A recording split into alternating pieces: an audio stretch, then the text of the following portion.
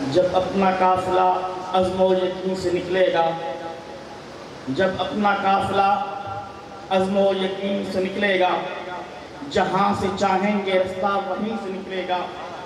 وطن کی مٹی مجھے ایڑیاں رگڑنے دے، وطن کی مٹی مجھے ایڑیاں رگڑنے دے، مجھے یقین ہے کہ چشمہ جہیں سے نکلے گا۔ دعوت خطاب دوں گا مجلس احرار اسلام پاکستان کے امیر مرکزیہ نواسۂ امیر شریعت خطیب ابن ہاشم جناب مولانا سید محمد کفیل بخاری صاحب آپ حضرات سے مخاطب ہوتے ہیں، ان کا استقبال کیجئے، بآواز بلند نعروں کا جواب دیجئے۔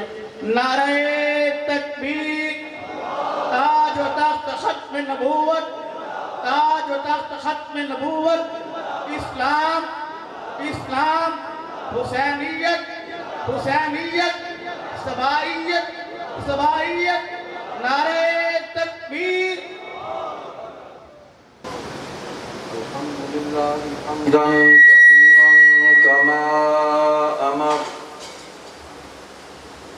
ونشهد ان لا اله الا الله وحده لا شريك له في الخلق والامر، ونشهد أن سيدنا وسندنا ومولانا وقائدنا الأعظم والنبي الأكرم والرسول الأفخم محمدا عبده ورسوله لا نبي بعده ولا رسول بعده ولا معصوم بعده ولا إمام بعده ولا أمة بعد أمته، صلى الله تعالى عليه وعلى آله وأصحابه وأزواجه وذرياته وأتباعه وبارك وسلم تسليما كثيرا كثيرا. أما بعد فأعوذ بالله من الشيطان الرجيم، بسم الله الرحمن الرحيم. قل إن كنتم تحبون الله فاتبعوني يحببكم الله ويغفر لكم ذنوبكم والله غفور رحيم. قال النبي صلى الله عليه وسلم: الصحابي كالنجوم فبأيهم اقتديتم اهتديتم. وقال النبي صلى الله عليه وسلم: الله الله في أصحابي لا تتخذوهم من بعدي غرضا، فمن أحبهم فبحبي أحبهم ومن أبغضهم فببغضي أبغضهم. صدق الله مولانا العظيم وصدق رسوله النبي الصادق الوعد الأمين. تمام حضرات ایک مرتبہ درود پاک پڑھ لیں. اللهم صل على محمد وعلى آل محمد كما صليت على إبراهيم وعلى آل إبراهيم إنك حميد مجيد. اللهم بارك على محمد وعلى آل محمد كما باركت على إبراهيم وعلى آل إبراهيم إنك حميد مجيد. اللهم صل على محمد النبي وأزواجه أمهات المؤمنين وذريته وأهل بيته كما صليت على إبراهيم إنك حميد مجيد.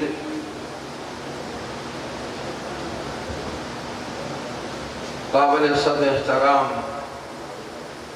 میرے بزرگوں، بھائیوں، عزیزوں، حسب ثابت آج 10 محرم الحرام 1444 ہجری 49ویں مجلس ذکر حسین دار بنی ہاشم میں انعقاد پذیر ہے۔ مجھ سے پہلے میرے بھائیوں نے، میرے عزیزوں نے بڑی تفصیل کے ساتھ تقریباً اس مجلس کی مناسبت سے تمام موضوعات کا احاطہ کیا اپنی گفتگو میں، اور بہت ہی مفید معلومات آپ تک پہنچائیں۔ ہر اعتبار سے تقریباً گفتگو ہو چکی، لیکن ثواب حاصل کرنے کی نیت سے مجھے بھی کچھ عرض کرنا ہے، صحابہ کی منقبت بیان کرنی ہے، اہل بیت کی فضیلت بیان کرنی ہے، اور شہید غیرت و حمیت، شہید کربلا سیدنا حسین ابن علی رضی اللہ عنہما، ان کی بارگاہ اقدس میں خراج تحسین، خراج عقیدت اور سلام نیاز پیش کرنا ہے، جسے میں اپنے لیے آخرت میں نجات کا ذریعہ سمجھتا ہوں۔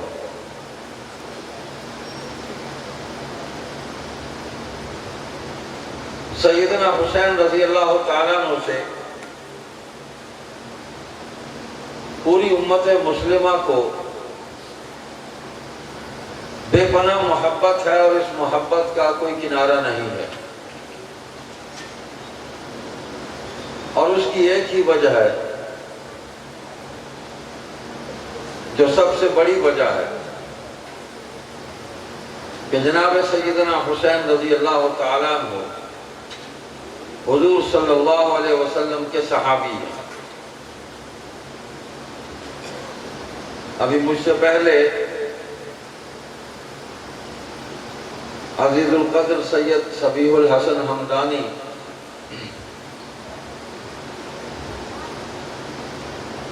سیدنا نوح علیہ السلام کے حوالے سے قرآن کریم کی جس آیت کی تفصیل آپ کے سامنے بیان کر رہے تھے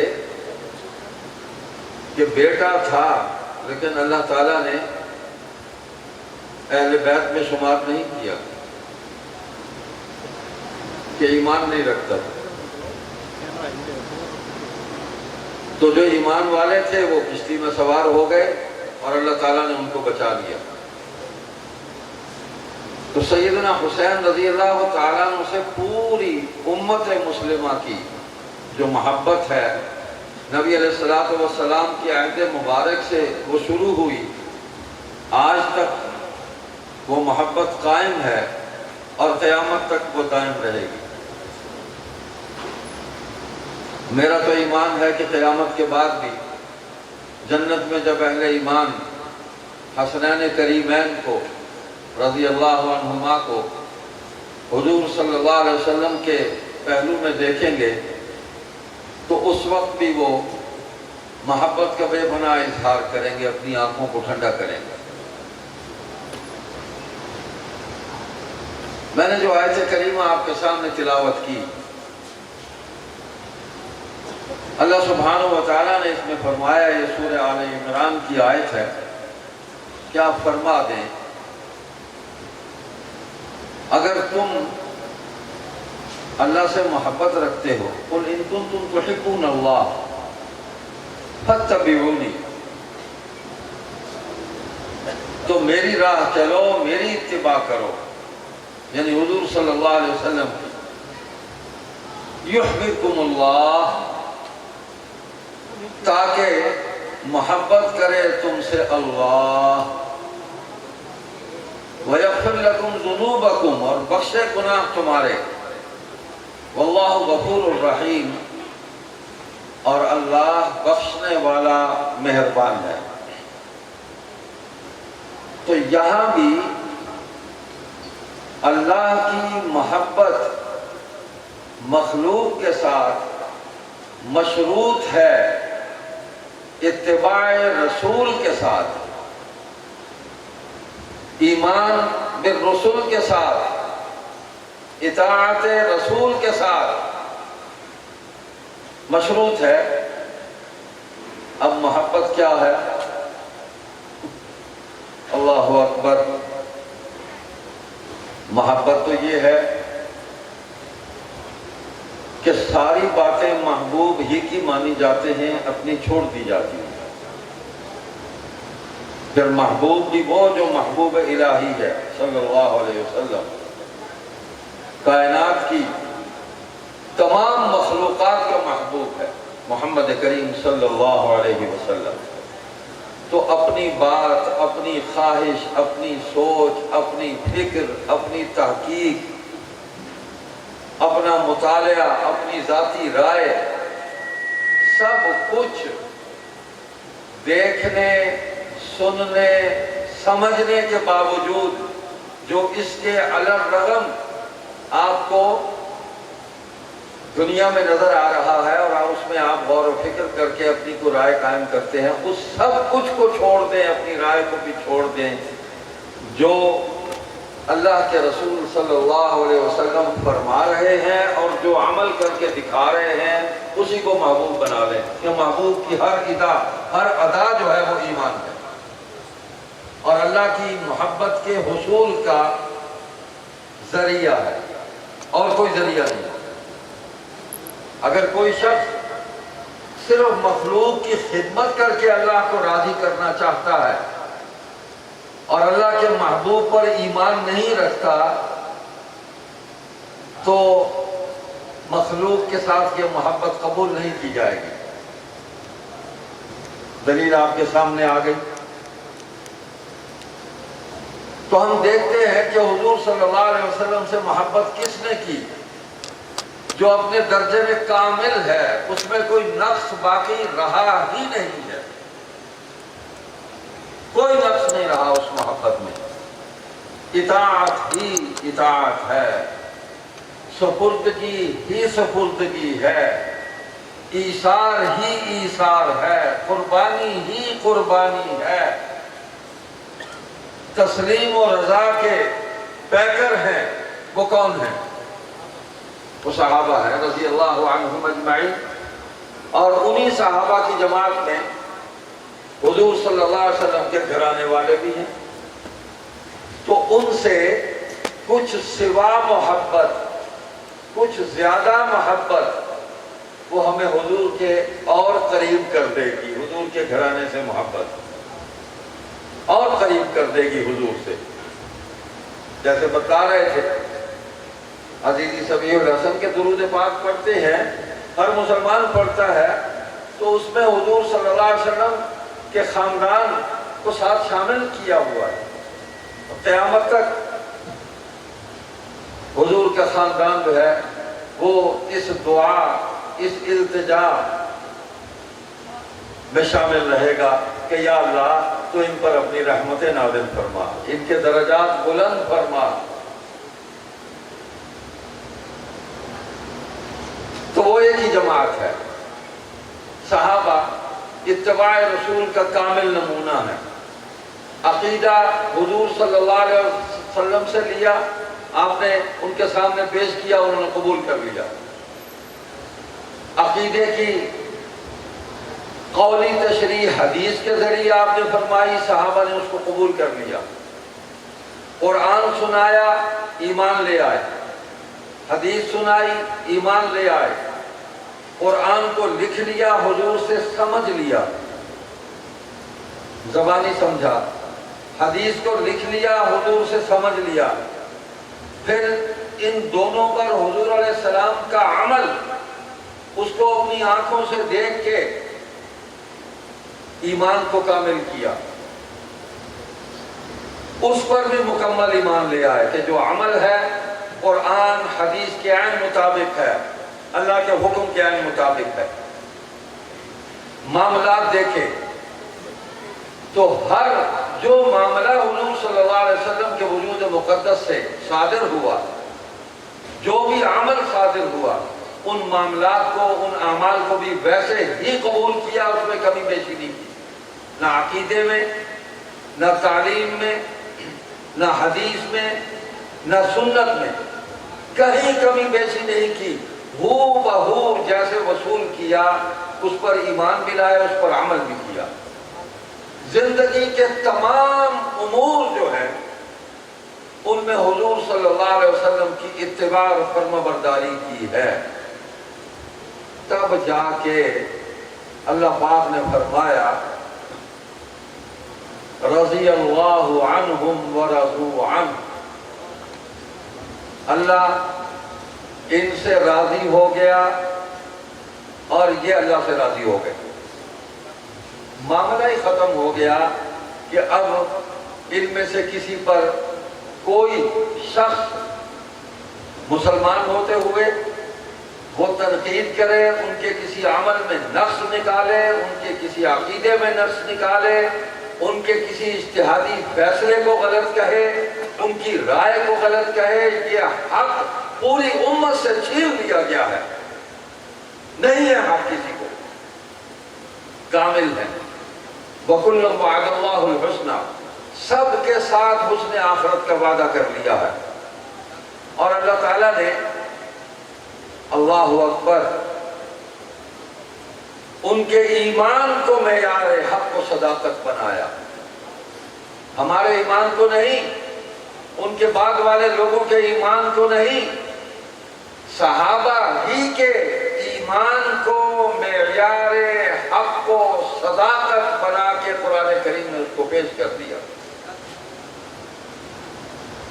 اعوذ باللہ من الشیطان الرجیم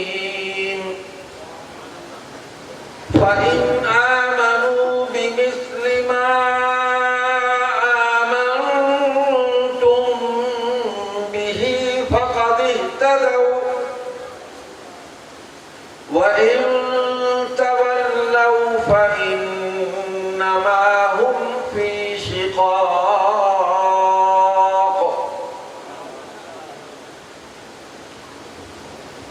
سو اگر وہ بھی ایمان لے آئے جو نہیں لائے، وہ بھی ایمان لائے جس طرح تم ایمان لائے ہو۔ یہ تم کون ہے؟ صحابہ ہے، میں تو نہیں، مجھ سے پہلے والے بھی نہیں، ان سے پہلے والے بھی نہیں، وہ سب سے پہلے والے وہ صحابہ ہیں، انہی کے دور میں آیت نازل ہوئی اور انہی کو خطاب کیا جا رہا ہے، جس طرح تم ایمان لائے۔ سو اگر وہ بھی ایمان لائیں جس طرح تم نے ہدایت پائی، انہوں نے بھی، اور اگر پھر جائیں وہ اعراض کریں، انکار کریں، منکر ہو جائیں، کفر کریں، نہ ایمان لائیں، تو پھر وہ اپنی ضد پر ہیں۔ ساری حجتیں پوری ہو گئی ہیں، رسول تمہارے درمیان موجود ہیں۔ وَاعْلَمُوا أَنَّ فِيكُمْ رَسُولَ اللَّهِ، تمہارے درمیان موجود ہے اللہ کے رسول، وہ تمہاری خواہشات کے مطابق فیصلے کرنے کے پابند نہیں ہیں۔ لَوْ يُطِيعُكُمْ فِي كَثِيرٍ مِّنَ الْأَمْرِ لَعَنِتُّمْ، مشکل میں پڑ جاؤ گے، کہ تمہاری ہر آدمی کی اپنی ایک خواہش ہے، ایک ہی مرکز پر آؤ کہ میرے رسول ہی کی اطاعت کرو جو تم میں موجود ہے، جو فرمائے ایمان لاؤ، جس کا حکم دے عمل پیرا ہو جاؤ، پھر مت دیکھو کہ کون کس حال میں ہے۔ انفروا خفافا وثقالا وجاہدوا باموالکم وانفسکم، ہلکے ہو یا بوجھل، کسی حالت میں ہو، کمزور ہو، طاقتور ہو، ناتواں ہو، ضعیف ہو، بس نکلو۔ اللہ کا حکم ہو گیا، اللہ کے رسول نے سنا دیا، بس اب اللہ کی راہ میں نکلو اور اپنے مالوں سے اور اپنی جانوں سے جہاد کرو۔ مجھے تو نہیں ملتا کہ کسی صحابی نے بھی اپنا مال حضور کے حکم پر خرچ کرنے سے اور اپنی جان کو اللہ کے دین کے لیے حضور کے حکم پر قربان کرنے سے کبھی منہ پھیرا ہو، ایک بھی نہیں ملتا۔ تاریخ میں آپ کو یہ باتیں ملیں گی لیکن قرآن اور حدیث میں نہیں ملیں گی۔ تاریخ میں ملے گی جو بعد والے لوگوں نے لکھی 200 سال بعد، 300 سال بعد، اور پھر لکھتے چلے گئے اور مکھی پر مکھی مارتے ہوئے آج تک مکھیاں مارتے چلے جا رہے ہیں لوگ۔ قرآن اور حدیث میں مجھے نہیں ملا۔ ہاں، اللہ نے آزمایا، امتحن اللہ قلوبہم للتقوی، امتحانات اور آزمائشوں کی گھاٹیوں سے اس جماعت کے ہر فرد کو گزارا، امتحان لیا ان کا، ان سے غلطیاں بھی ہوئی، بھول چوک بھی ہوئی، ہو گئی، وہ امتحان تھا نا۔ تو امتحان میں تو بھول چوک ہو جاتی ہے، غلطی ہو جاتی ہے، لیکن اللہ فرما رہے ہیں ان کے اندر جو ہے نا وہ تقویٰ ہے، اندر ان کا ٹھیک ہے، باطن بالکل ٹھیک ہے، اس لیے کہ حدیث ہے، حضور علیہ السلام فرماتے ہیں کہ اللہ نے فرمایا، حدیث قدسی ہے کہ اللہ تعالیٰ فرماتے ہیں میں نے ساری مخلوق کے دلوں پر نگاہ ڈالی تو سب سے زیادہ پاکیزہ جو دل تھا وہ محمد کریم صلی اللہ علیہ وسلم کا، تو میں نے اپنی نبوت اور رسالت کے لیے انہیں منتخب کیا اور انہیں یہ نعمت عطا فرما دی۔ پھر ان کے بعد میں نے ساری مخلوق پر نظر ڈالی تو سب سے زیادہ پاکیزہ قلوب والے حضور کے اصحاب ہیں، رضی اللہ عنہم ورضوا عنہ، اور میں نے پھر ان کو حضور کی صحبت، سنگت، رفاقت، نصرت کے لیے میں نے ان کو چن لیا۔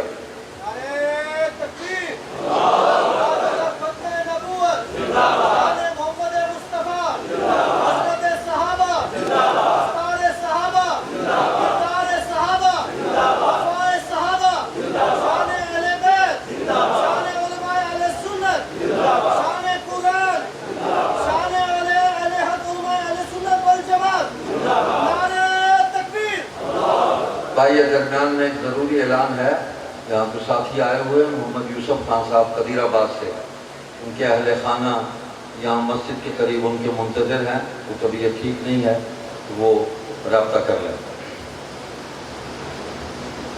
ہاں جی، تو معیار ایمان صحابہ کے ایمان کو قرار دیا گیا، ہمارے ایمانوں کو نہیں، اور ستاروں سے تشبیہ دی، اصحابی کا نجوم، فبأیہم اقتدیتم اہتدیتم، ستاروں کی مانند ہے، جس کے پیچھے چلو گے ہدایت پا جاؤ گے، کسی ایک کا بھی آپ دامن تھام لیں گے وہ سیدھا آپ کو حضور صلی اللہ علیہ وسلم کے قدموں میں لے جائے گا۔ ایسا نہیں ہوگا کہ وہ آپ کو کہیں روم میں لے جائے، فارس میں لے جائے، ادھر نہیں لے کے جائے گا۔ ایک طرف عیسائی ہیں، ایک طرف خبیثان عجم ہیں، منافقین ہیں، اسلام کے دشمن ہیں، ادھر کوئی صحابی آپ کو نہیں لے کے جائے گا۔ ایک صحابی کا نام ملتا ہے حضرت سلمان فارسی رضی اللہ تعالیٰ عنہ، وہ بھی وہاں سے ادھر ہی آ گئے تھے، ادھر گئے بھی تھے،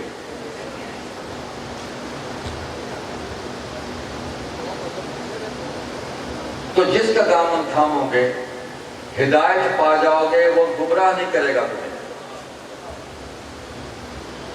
اللہ فی اصحابی لا تتخذوهم من بعدی غرضا، اللہ سے ڈرو، اللہ سے ڈرو، میرے بعد صحابہ کو برا نہ کہنا۔ جس نے ان سے محبت کی، میری وجہ سے اس نے محبت کی۔ ومن احبهم فبحبی احبهم ومن ابغضهم فببغضی ابغضهم، جس نے ان سے بغض کیا اس نے میرے بغض کی وجہ سے ان سے بغض کیا۔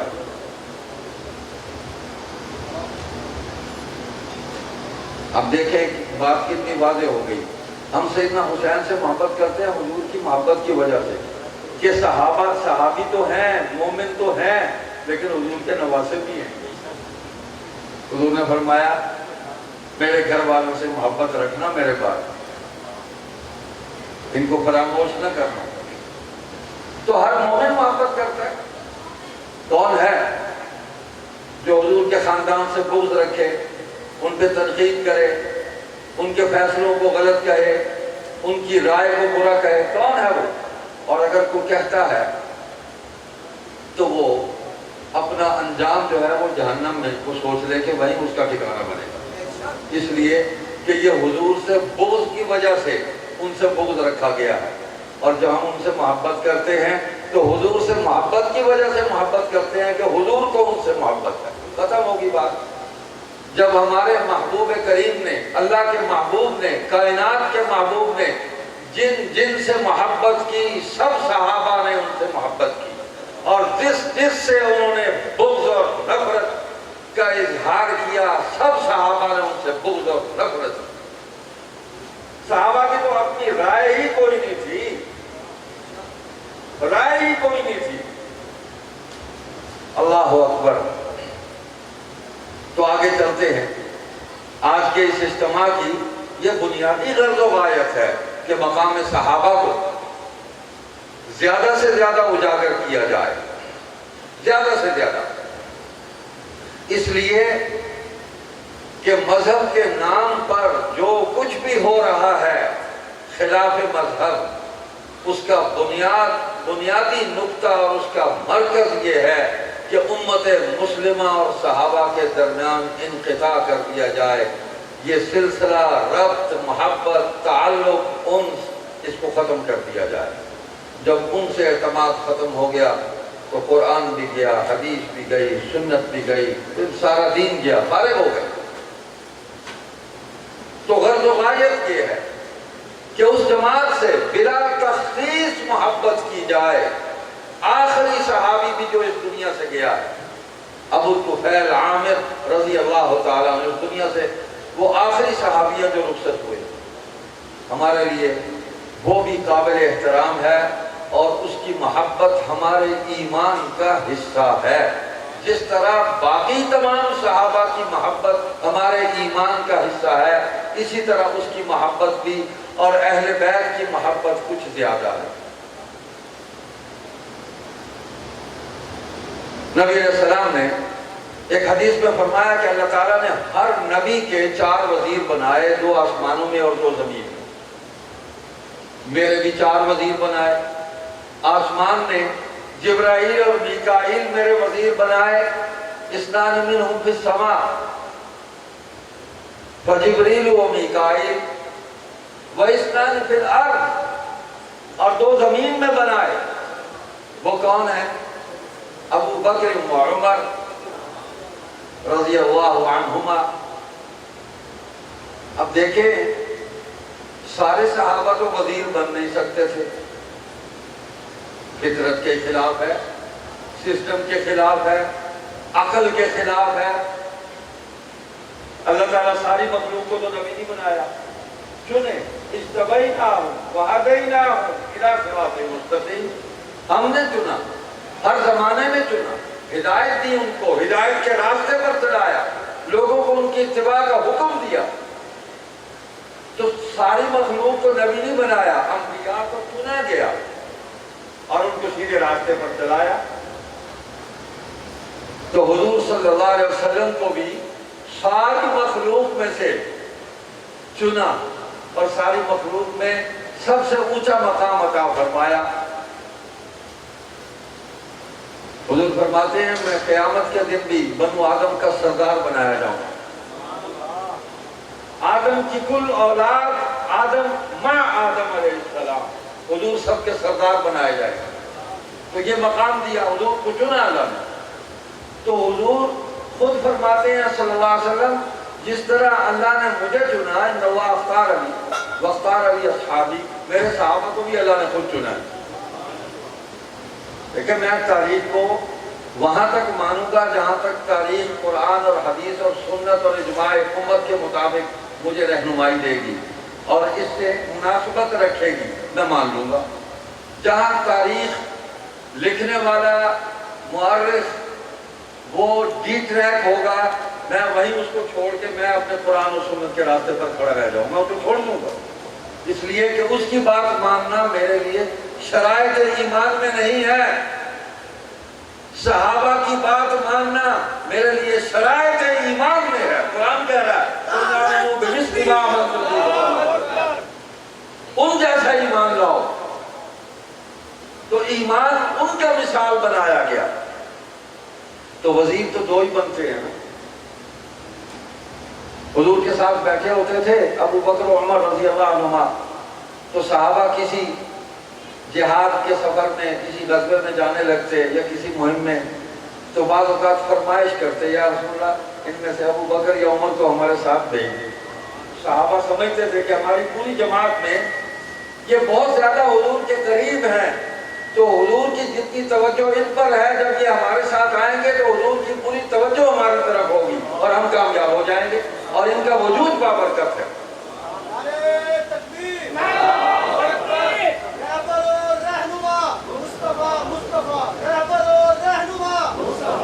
بس کر وقت تھوڑا ہے، وقت تھوڑا ہے۔ ابو بکر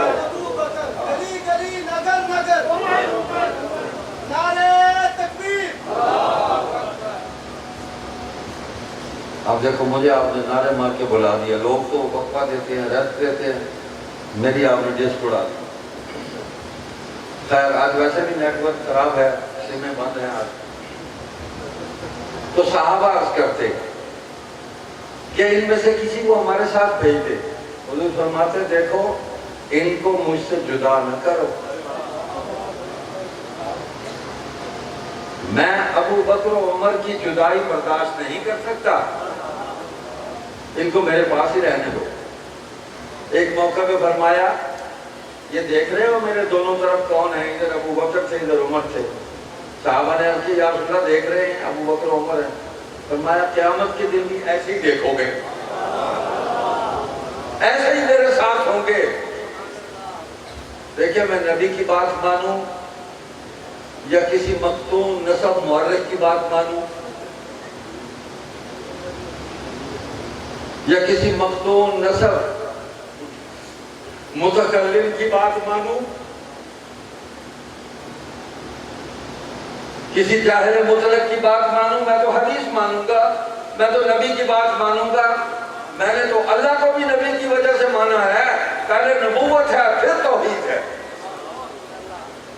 وہ تو شرک کرتے تھے، 360 بت لے کر بیٹھے ہوئے تھے، ہر خواہش پر ایک خدا بنایا ہوا تھا۔ حضور نے سارے بت پاش کرائے، سیدنا علی رضی اللہ تعالیٰ عنہ کندھوں پہ سوار تھے، علی ابن ابی طالب۔ اب میرے کندھوں پہ سوار ہو جاؤ، پاک کرو بیت اللہ کو ان بتوں سے، نکال دو، توڑ دو ان کو۔ سنت ابراہیمی کو اس دن تازہ کیا، زندہ کیا، جس طرح انہوں نے اپنے بابا آدر کے رکھے ہوئے بت جو ہے اس کا مسئلہ کیا تھا اور کلہاڑا اس کے اوپر رکھ دیا تھا، اور جب پوچھا کہ یہ کیا ہوا، فرمایا اسی سے پوچھو، اسی سے پوچھ لو، یہ جو تم نے خدا بنایا ہے اسی سے پوچھو نا کہ اس کے ساتھ کون کیا کر گیا۔ تو بت پاش کیے۔ اللہ اکبر۔ سیدنا حسین رضی اللہ تعالیٰ عنہ سے ہماری محبت اسی وجہ سے ہے کہ حضور صلی اللہ علیہ وسلم نے سیدہ فاطمہ سے محبت کی، سیدنا حسن سے محبت کی، سیدنا حسین سے محبت کی، سیدنا علی سے محبت کی. تو بھائی مطلب ہے کہ ہمیں کیا پریشانی ہے اس محبت سے؟ ہمیں تو خوشی ہے. حضور نے بیٹی دے دی تو محبت میں دی نا. اس کی سفارش بھی ابو بکر و عمر نے کی. پڑھ لے حدیث پڑھ لے. سیدہ فاطمہ رضی اللہ تعالی عنہ کا نکاح جو ہوا ہے تو ایسے ہی اللہ کے حکم سے ہوا. ما تزوجت شیئا من نسائی ولا تزوجت شیئا من بناتی الا بوحی جاء من جبریل من ربی عز وجل او کما قال علیہ الصلوۃ والسلام. نہ میں نے اپنے لیے اپنی بیوی اپنی مرضی سے اپنے گھر میں لایا ہوں، نہ میں نے اپنی بیٹیوں کو اپنی مرضی سے کسی کے ساتھ اس کا نکاح کیا اور اس کو بیاہا ہے. جب جبریل وحی لے کے آیا تو عائشہ میرے گھر میں آئی. جبریل وحی لے کے آئے تو حفصہ میرے گھر میں آئی. جبریل وحی لے کے آئے تو معاویہ بن ابی سفیان کی ہمشیر سیدہ ام حبیبہ رملہ رضی اللہ تعالی عنہ میرے گھر میں آئی. اور جبریل وحی لے کے آئے تو میں نے اپنی بیٹی سیدہ زینب کا نکاح حضرت ابو العاص مقسم الملقب بلقیط. مقسم نام ہے، لقیط لقب ہے، ابو العاص کنیت ہے، ابو العاص. تو جبریل وحی لے کے آئے تو سیدہ زینب کو ان سے بیاہا. جبریل وحی لے کے آئے تو سیدہ رقیہ کا نکاح عثمان سے کیا. جبریل وحی لے کے آئے تو سیدہ رقیہ کے انتقال کے بعد ام کلثوم کا نکاح عثمان سے کیا. جبریل ہی وحی لے کے آئے تو سیدہ فاطمہ کا نکاح سیدنا علی رضی اللہ تعالیٰ عنہ سے ہوا. اپنی مرضی سے حضور فرماتے ہیں نا میں نے اپنا کیا نہ بیٹیوں کا کیا. داماد بھی اللہ کے حکم سے بنائے اور میں نے اپنے سسرال بھی اللہ کے حکم سے بنائے. حدیث ہے کہ اللہ نے خود میرے سسرال بنائے، خود بنائے، میں نے نہیں بنائے.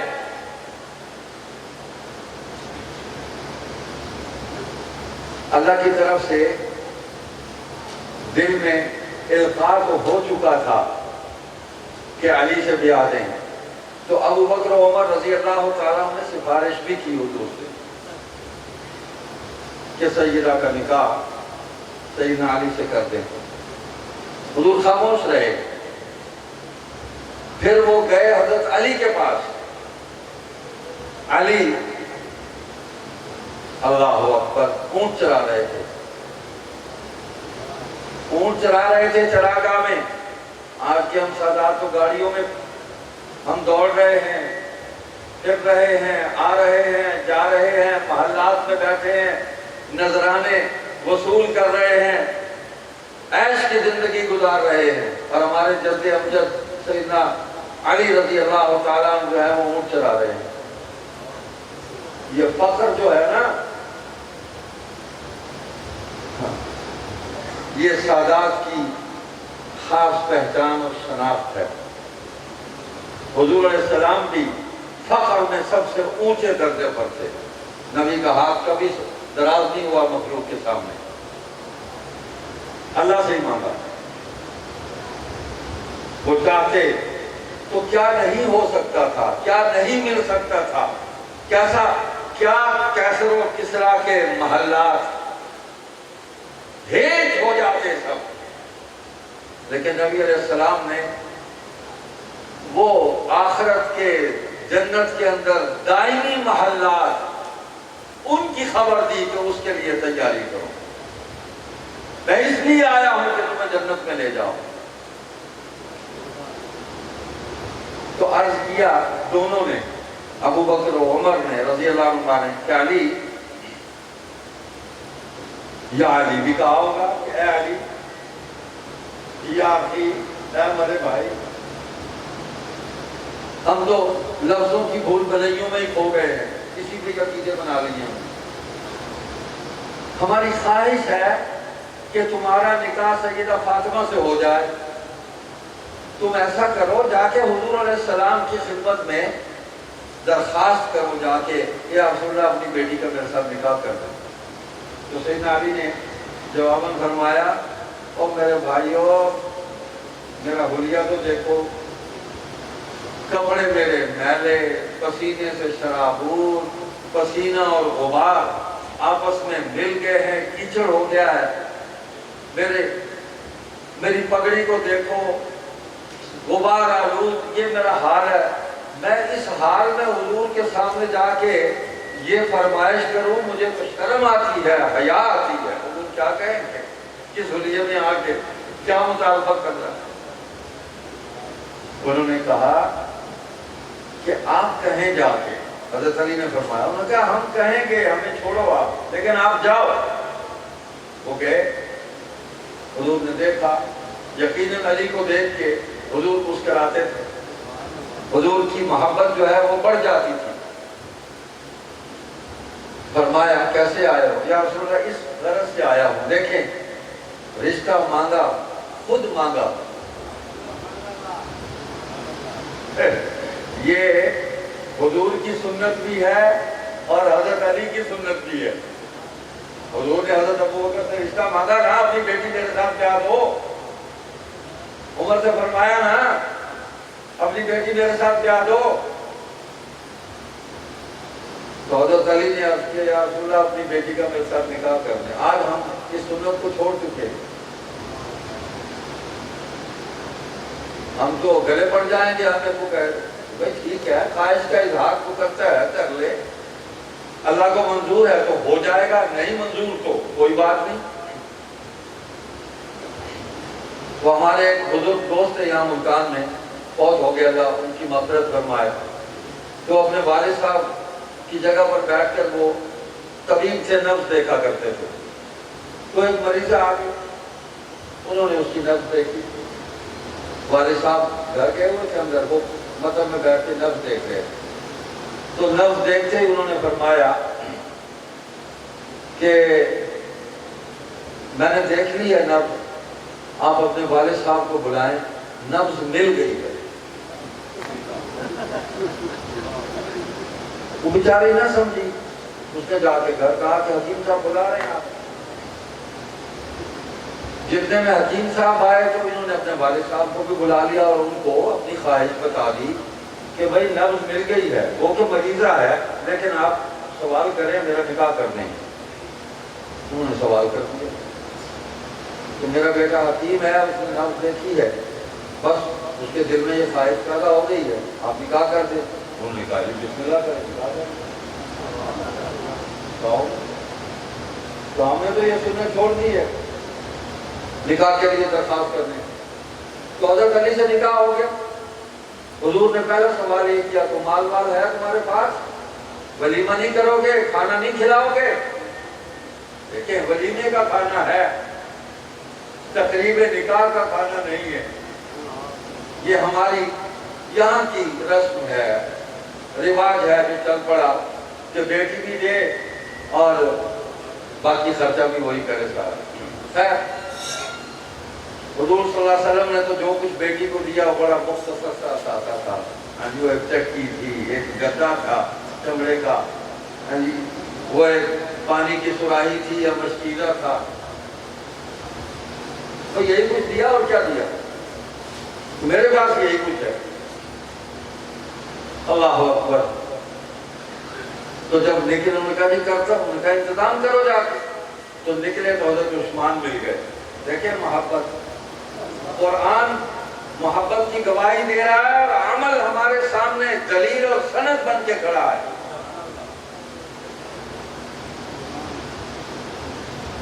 اعوذ باللہ من الشیطان الرجیم، محمد رسول اللہ والذین معہ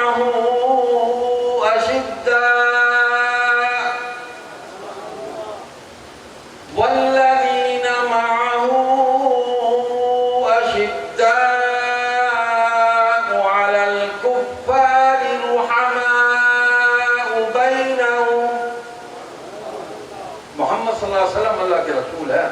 اور یہ جو ان کے ساتھی ہے نا، اب یہ ساتھی کا لفظ جو ہے وہ سارے آ گئے. والذین معہو میں جو آپ کی معیت میں ہیں، جو آپ پر ایمان لائے ہیں، سب آ گئے. ابو بکر صدیق سے لے کر مروان بن حکم، مغیرہ بن شعبہ، وحشی بن حرب، ابو موسیٰ اشعری، ولید بن عقبہ، مغیرہ بن شعبہ، سب آ گئے. کوئی رہا نہیں. والذین معہو.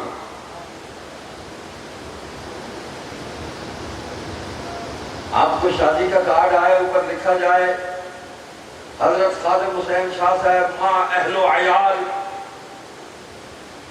اب مع اہل و عیال کا کیا مطلب ہے؟ سارے گھر والے ہیں، گھر والی ہے، بال بچے ہی نال ہیں، زال بال نال دعوت ہے.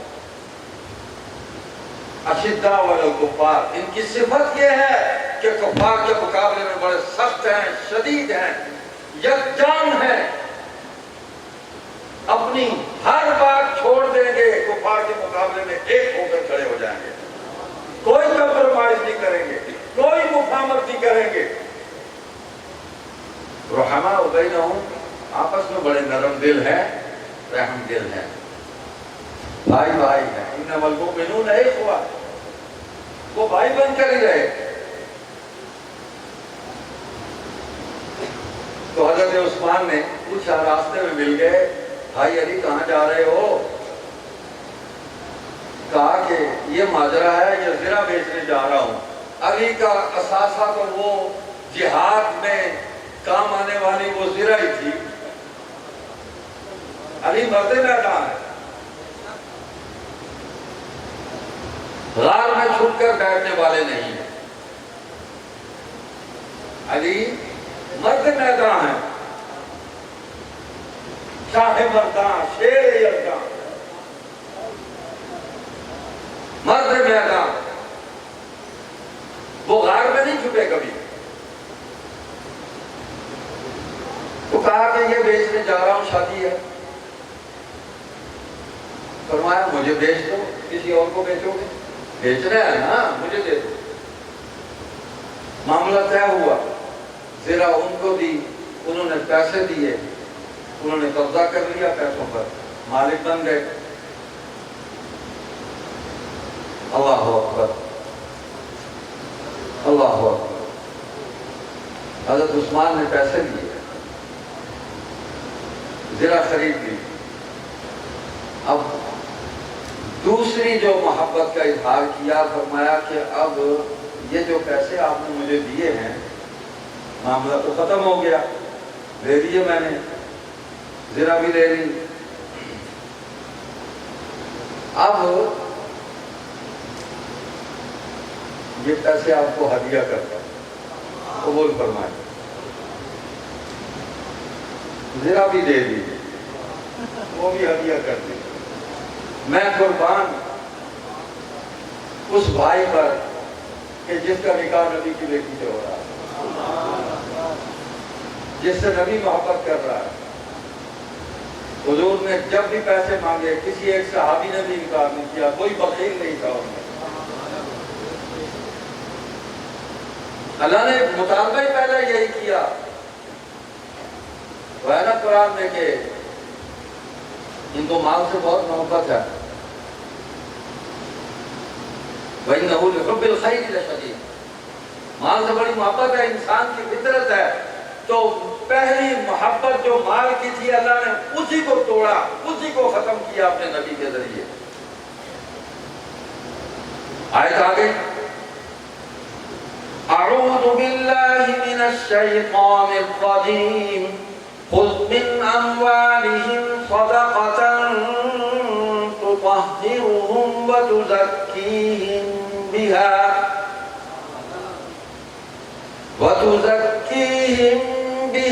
وصل علیہم ان صلاتک سکن لہم.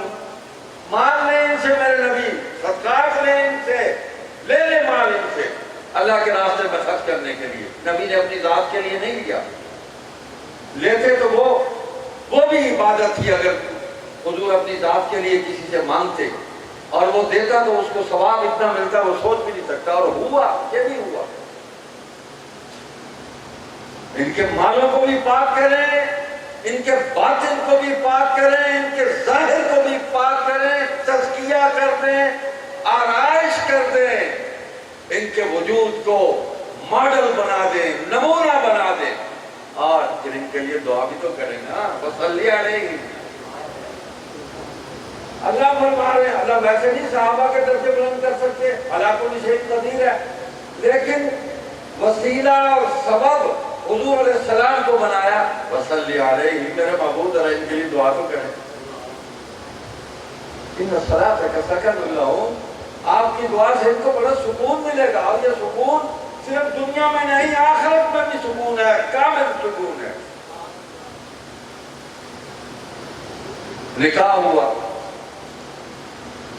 حضور نے شرط لگائی حضرت علی سے کہ تمہارا گھر میرے گھر کے قریب ہونا چاہیے، میں فاطمہ سے بڑی محبت کرتا ہوں، اس کو ہر وقت دیکھنا چاہتا ہوں۔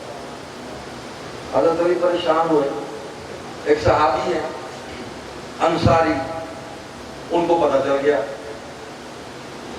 وہ دوڑے دوڑے آیا، ان کا مکان صاف تھا، انہوں نے کہا یا علی یہ مکان ہدیہ قبول فرمائیں، اس پہ آ گئے آپ، بس آپ آ جائیں۔ قبول کر لیا۔ کیا نعمت ملی ہے صحابہ کو، کس طرح حضور کی خواہشات کو پورا کرنے کے لیے بے چین، مضطرب اور بے قرار رہا کرتے تھے، پتہ چلنے کی دیر ہے۔ اب ولیمہ ہوا، ابو بکر نے بھی مال دیا، عمر نے بھی مال دیا، عثمان نے بھی مال دیا، اور مدینہ کے انصار صحابہ رضی اللہ عنہم ورضوا عنہ، جن کے لیے حضور علیہ السلام نے خاص طور پہ کہا کہ میرے بعد انصار کے ساتھ ان سے سلوک کرنا، ان کا خیال کرنا، انہوں نے اس وقت میرا ساتھ دیا جب سب چھوڑ گئے تھے مجھے، انہوں نے کمال میری نصرت کی۔ تو انصار اکٹھے ہو کے آ گئے، یا علی یہ ولیمے کا جو ہے نا خرچہ بھی ہم کریں گے، یہ مہندے ہم لے آئے، ان کو ذبح کریں اور بس دعوت کر دیں۔ ایک درہم، ایک دینار بھی سیدنا علی رضی اللہ تعالی عنہ کا صحابہ نے خرچ نہیں ہونے دیا شادی پر۔ یہ محبت نہیں تو نفرت ہے۔ سب صحابہ محبت کرتے تھے، سب کے سب۔ اللہ اکبر، وہ جس مروان رضی اللہ تعالیٰ عنہ کو تاریخ کی گندی قید چاٹ کر بعض عجمی متکلمین خبثاء منافقین بک بک کرتے ہیں، ان سے حدیث کی روایت بھی لیتے ہیں اور پھر اس کے خلاف بک بک بھی کرتے ہیں۔ جسے عثمان نے بیٹی دے دی، ان کو اعتماد نہیں آیا، عثمان کو اعتماد ہے جو ظلم رہتا ہے، جس کے گھر نبی کی 2 بیٹیاں ہیں۔ اس مروان بن حکم رضی اللہ تعالیٰ سے کسی نے پوچھا فیصلہ کیسے کرو گے ایک خاص مسئلے کے ضمن میں؟ نے کہا کہ میں دیکھوں گا کہ سیدنا علی رضی اللہ تعالیٰ عنہ نے اس مسئلے میں کیا فیصلہ کیا تھا، اس کی اتباع کروں گا۔ یہ عنوی ہے، تم نے بنو امیہ اور بنو ہاشم کے درمیان تلوار چلا کے دونوں کو الگ کر دیا، ایمان والوں کو الگ کر دیا۔ یہ ہے تاریخ کا سیاہ باپ، الگ کر دیا۔ الگ نہیں ہے بھائی، ایک ہے، ایمان کی نسبت میں سب ایک ہے۔ انہوں نے کہا میں علی کے فیصلے کو قبول کروں گا، اس کے مطابق فیصلہ کروں گا، وہاں سے روشنی اور رہنمائی لوں گا۔ اقضاہم علی، حضور نے فرمایا صلی اللہ علیہ وسلم نے، چیف جسٹس ہے اسلام میں، حضرت علی کی رولنگ، حضرت علی کی ججمنٹ آئیڈیل ہے اسلامک لا کے اندر، آئیڈیل ہے۔ نبی نے فرمایا اقضاہم علی، سب سے اچھے فیصلے کرنے والا علی۔ تو کون ہے جو علی کی فضیلت کا انکار کرے گا، اور وہ کون ہے جو صدیق کی صدیقیت کا انکار کرے گا؟ وہ کون ہے جو فاروق کی فاروقیت کا، فاروق اعظم کا انکار کرے گا؟ کون ہے وہ جو عثمان کے کامل الحیا عثمان، نبی فرما رہے ہیں، جو اس کا انکار کرے گا؟ یہ تو تمغے ہیں جو صحابہ کو ملتے چلے گئے، تمغے ہیں۔ وہ ابو دجانہ بھی تھے،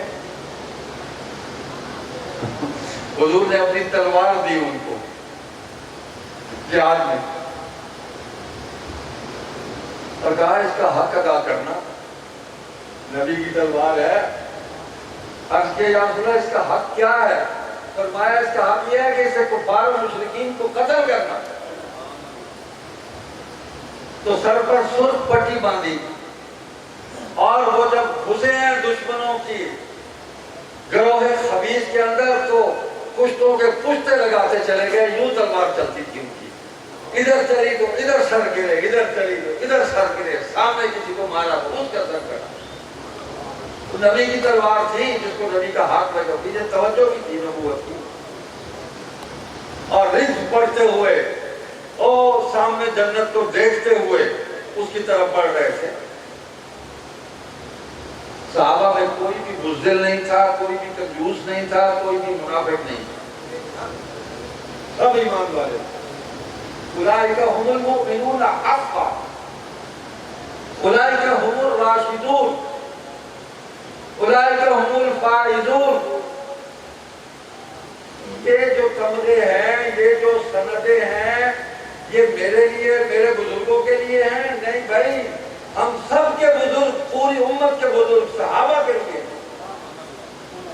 ہمارے بزرگ غلطی کر جائیں تو ہم اس غلطی پر گرفت کر سکتے ہیں، صحابہ سے غلطی ہو جائے تو ہم گرفت نہیں کر سکتے، اللہ اور اللہ کے رسول گرفت کرتے ہیں۔ اور وہ ہوئی، اللہ نے گرفت کی، صحابہ نے استغفار کیا، حضور علیہ السلام کی دعا شامل ہوئی، اللہ نے مغفرت کر دی، آزمایا تھا۔ ایک نکتہ ہے، سن لے، حضرت شاہ عبد الرحیم رائے پوری رحمۃ اللہ علیہ ہمارے پردادا مرشد بنتے ہیں، شاہ عبد القادر رائے پوری رحمۃ اللہ علیہ کے پیر و مرشد، حضرت مولانا رشید احمد گنگوہی رحمۃ اللہ علیہ ان کے خلیفہ اعظم سے بڑی خوبصورت بات کی۔ کسی نے مجلس میں حضرت معاویہ رضی اللہ تعالیٰ عنہ پر متبرہ کر دیا، کو برا لفظ کہہ دیا۔ فرمایا کو راؤ صاحب تھے، تو ان کے مریدین نے، ظاہر بات ہے انہوں نے بھی جو ادھر ادھر سے غلط سلط پڑا سنا وہی ان کے ذہن پہ اثر تھا نا۔ تو کسی نیک آدمی کے پاس، صحیح العقیدہ آدمی کے پاس بیٹھنے کا فیض یہی ہے کہ عقیدہ بھی ٹھیک ہو جاتا ہے، عمل بھی ٹھیک ہو جاتا ہے، سوچ بھی ٹھیک ہو جاتی ہے۔ تو انہوں نے فرمایا بھائی راؤ صاحب کیا کہہ رہے ہیں، دیکھو اس بات سنو، میں کئی دفعہ یہ سنا چکا ہوں آپ کو، اس بات کو یاد رکھیں، اس کو بیان کریں کہ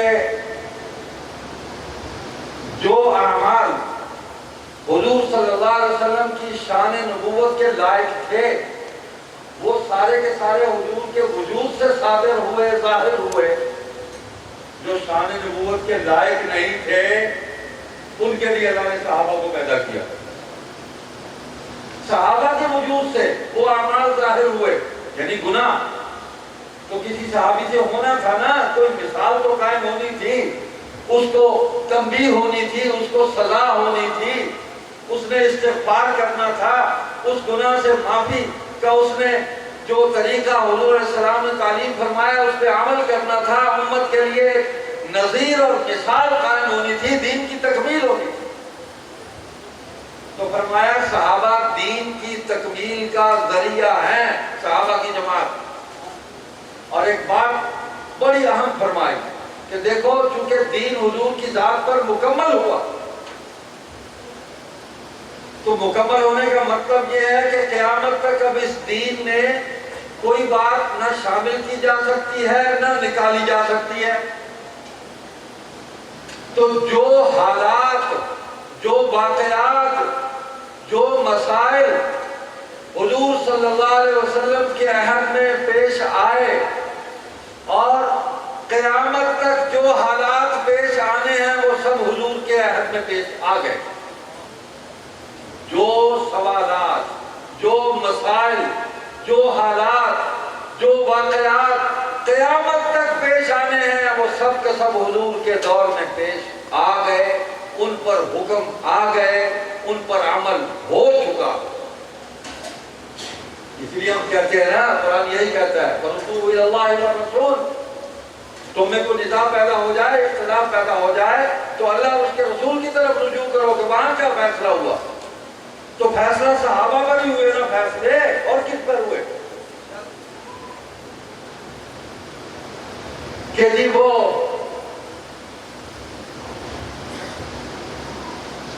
شجرہ رضوان کے نیچے جنہوں نے بیعت کی تھی ان میں کچھ منافقین دکھے۔ یہ تو تم بک رہے ہو نا، یہ غلاظت تو تم اگل رہے ہو۔ قرآن کیا کہتا ہے؟ بیعت رضوان کرنے والوں کو کہا گیا کہ ان بیعت کرنے والوں میں حضور کی بیعت ہوئی ہے، کسی عام آدمی کی بیعت نہیں۔ حضور نے بیعت لی، موت پر بیعت لی ہے، قصاص عثمان پر بیعت لی ہے۔ تو کہنے والے کسی عقرب صفت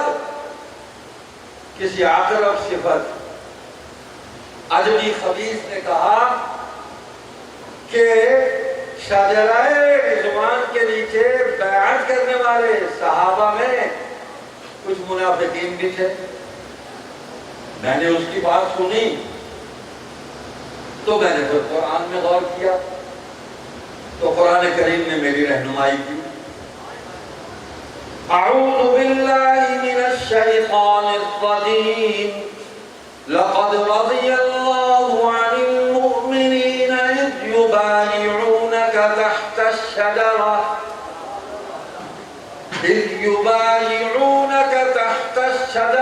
فعلم ما فی قلوبہم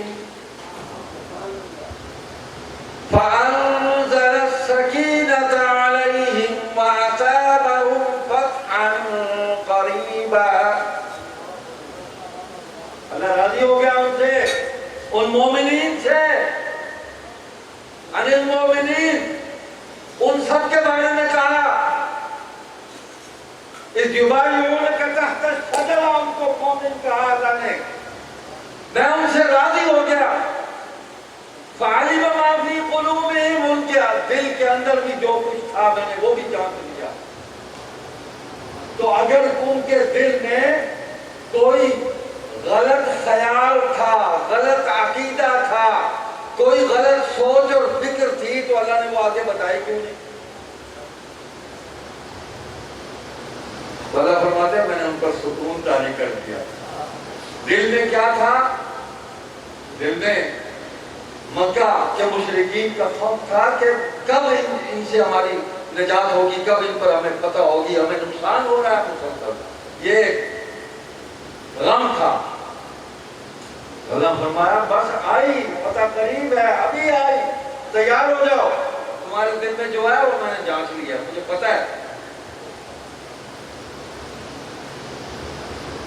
تو میں اس بے نسب مورخ یا بے نسب متکلم، وہ چاہے داڑھی اور پگڑی کے روپ میں ہو اور چاہے اس کے بغیر ہو، میں اس کی مانوں یا قرآن کی مانوں، میں نبی کی مانوں یا اس کی مانوں؟ میرا ایمان تو قرآن اور نبی پر ہے، حدیث اور سنت پر ہے، اجماع امت پر ہے، اس پر تو نہیں ہے۔ یہ تو کہیں بھی کلٹی کھا سکتا ہے، کہیں بھی کلٹی کھا جائے گا۔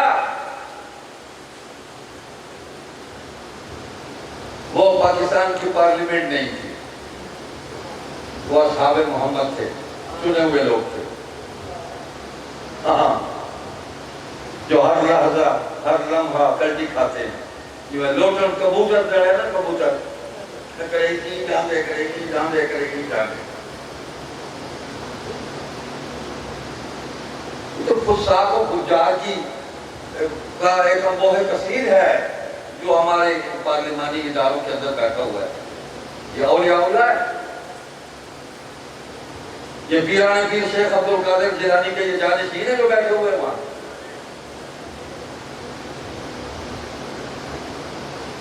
یہ فساق و فجار اللہ تعالیٰ نے صحابہ کی جماعت کو پاک کیا ہے نبی کے ذریعے، تزکیہ، تعلیم، تربیت، آزمائش، امتحان شروع کر دیا۔ میں نے سنایا تھا آپ کو کہ مدینہ میں جمعہ کا خطبہ تھا اور حضور صلی اللہ علیہ وسلم نے فرمایا جب اللہ نے حکم دے دیا کہ اب منافقوں کو نکال دو اپنی صفوں سے اور ظاہر کر دو امت پر، 30، 35، 36 کی روایات آتی ہیں، حضور نے نام لے کر فرمایا خود فلاں، اوے فلاں فلاں کھڑے ہو جاؤ، نکل جاؤ میری جماعت سے، او فلاں نکل جاؤ نکل جاؤ نکل جاؤ، نکال دیے سارے۔ جو بچ گئے تھے وہی مومنین کاملین تھے جو آخر وقت تک حضور کے ساتھ رہے۔ حضرت عمر رضی اللہ تعالیٰ عنہ کو مسجد میں آنے میں تاخیر ہو گئی تو کچھ لوگ واپس جا رہے تھے، انہوں نے سمجھا جمعہ ہو گیا اور بڑا افسوس کر رہے تھے، اور وہ جو واپس جا رہے تھے وہ حضرت عمر سے نظریں چرا کے نکل رہے تھے، منافقین تھے نا، تو عمر جس راستے پر آتے ہیں شیطان تو بھاگتا ہے، شیطان تو بھاگتا ہے، تو حضرت عمر نے سمجھا کہ جمعہ ختم ہو گیا، انہوں نے سمجھا کہ عمر ہماری طرف کہیں آ رہے، تو کفر اور اسلام کے درمیان فرق کرنے والا فاروق اعظم جب مسجد میں داخل ہوئے نا تو ابھی حضور خطبہ ارشاد فرما رہے تھے تو انہیں تسلی ہو گئی کہ ابھی جمعہ ہونا ہے۔ پھر حیران ہوئے کہ یہ لوگ جو نکلے ہیں یہ کون سے،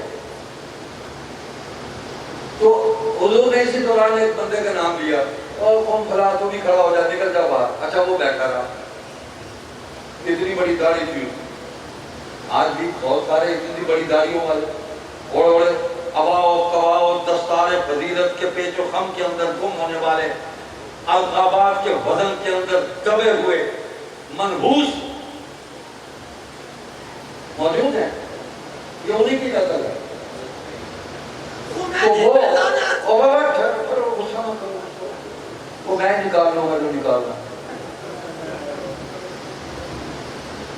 تو حضرت عمر نے اس کی داڑھی سے پکڑا، جی اس لیے کہ یہ داڑھی سنت کے مطابق نہیں رکھی گئی تھی، سنت سمجھ کر نہیں رکھی گئی تھی، سنت پر عمل کرنے والوں اور سنت کا ہدیہ دینے والے نبی خاتم صلی اللہ علیہ وسلم کو دھوکہ دینے کے لیے رکھی گئی۔ یہاں سے پکڑا، بال بھی بڑے بڑے تھے تو سر کے بال اور زلفیں اور داڑھی دونوں اکٹھے کر کے نا یہ رسا بڑھ گیا معلومات میں، اور اس کو گھسیٹتے ہوئے باہر لے گئے اور ایک سناٹے دار تھپڑ نصیب کیا اس کو۔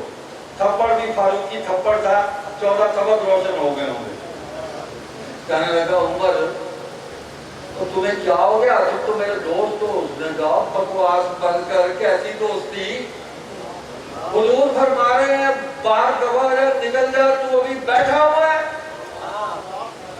حضور نے تجھے باہر نکالا، کوئی دوستی نہیں ہے اب تجھ سے، ختم ہو گئی دوستیاں، اب اسی سے محبت ہے جس کو حضور سے محبت ہے اور حضور کو جس سے محبت ہے، بس تباہ ہو جائے آپ۔ تو صحابہ نے تو منافق کو برداشت نہیں کیا، ہاں نہ اس کی داڑھی کا اعتبار کیا، نہ اس کے حلیے کا اعتبار کیا۔ تو یہ مخلوق ہر زمانے میں رہی ہے، ہر زمانے میں رہی ہے، ایمان والوں کی آزمائش ہوتی ہے، یہ مخلوق بہروپی ہے، اور فتنہ جو ہوتا ہے وہ بہروپ ہی ہوتا ہے، روپ نہیں ہوتا۔ ہم نہ فتنے پر چلنے والے ہیں نہ فتنہ پرداز ہیں، ہم فتنوں کا سر کچلنے والے ہیں۔ ہمارا تعلق ہی فاروق اعظم سے ہے، ہمارا تعلق عثمان ذو النورین سے ہے، ہمارا تعلق فاروق اعظم سے ہے، ابو بکر صدیق اکبر سے ہے، حسن بن علی سے ہے، حسین بن علی سے ہے، معاویہ بن ابی سفیان سے ہے۔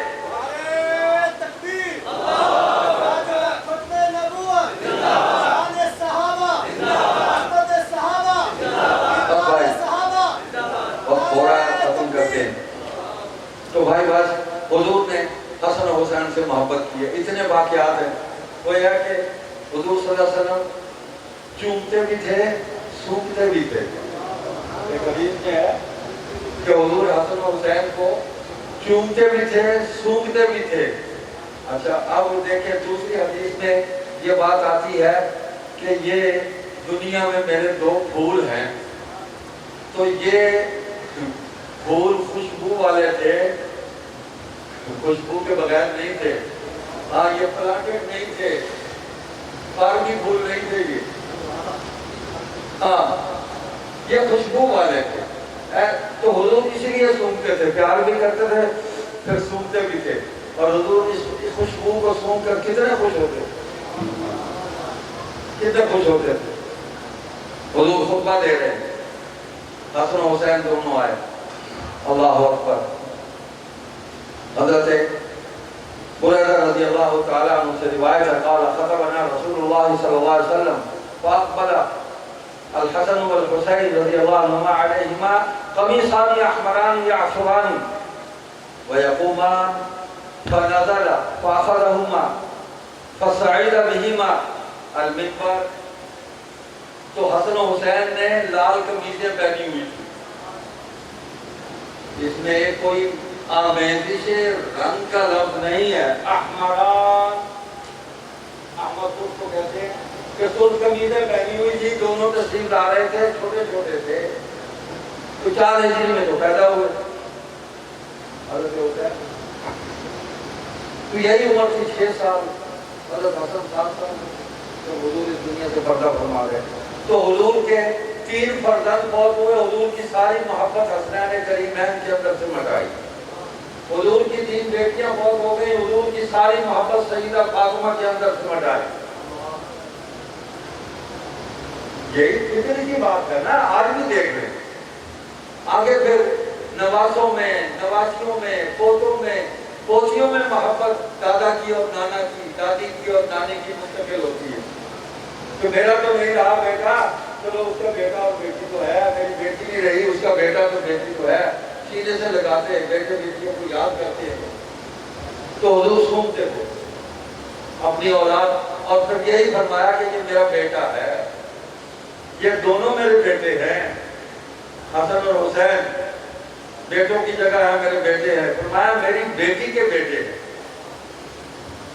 اللہ اکبر۔ خطبہ دیتے ہوئے جب دیکھا کہ وہ لڑکتے ہوئے کبھی ادھر کبھی ادھر لوگوں کے اندر سے ہوتے ہوئے آگے بڑھنے کی کوشش کر رہے ہیں کہ نانا جان کے پاس پہنچے، تو حضور صلی اللہ علیہ وسلم ان کو دیکھ کر منبر سے اتر آئے، آگے بڑھ کے دونوں کو اٹھا لیا اور پھر اپنے سامنے بٹھا لیا، اور پھر یہ آیت پڑھی، اللہ اکبر، انما اموالکم واولادکم فتنہ، کہ بے شک یہ جو مال اور اولاد ہے یہ دنیا کے اندر آزمائش ہے۔ حضور فرماتے ہیں ان کا یوں لڑ کھڑانا، اور اس کیفیت میں مجھے خطرہ ہوا کہ یہ گر نہ جائیں، میرے شہزادے میرے پھول گر نہ جائیں، تو مجھے منبر سے اترنا پڑا، میرے لیے آزمائش بن گئے، مجھے ان کو اٹھانا پڑا، آگے بڑھ کے سامنے بٹھانا پڑا۔ تو حضور نے تو محبت کی۔ ایک اور میں نے بڑی عجیب روایت پڑھی، حضرت اسامہ بن زید رضی اللہ تعالیٰ، کہتے ہیں میں کسی کام سے حضور صلی اللہ علیہ وسلم کے گھر پہنچا، میں نے دستک دی تو حضور باہر تشریف لائے، تو کچھ اوپر اوڑا ہوا تھا، مجھے یاد نہیں، کہتے ہیں کہ یہ مجھے اس وقت ذہن میں نہیں ہے کہ وہ چادر مبارک تھی یا حلہ تھا، کیا تھا، کچھ اوڑا ہوا تھا، تو کچھ ابھرا ابھرا مجھے معلوم ہو رہا تھا۔ تو میں نے جب اپنے کام پورا کیا، جس غرض سے میں گیا تھا، تو میں نے سوال کیا سورج یہ کیا ہے آپ کے اوپر؟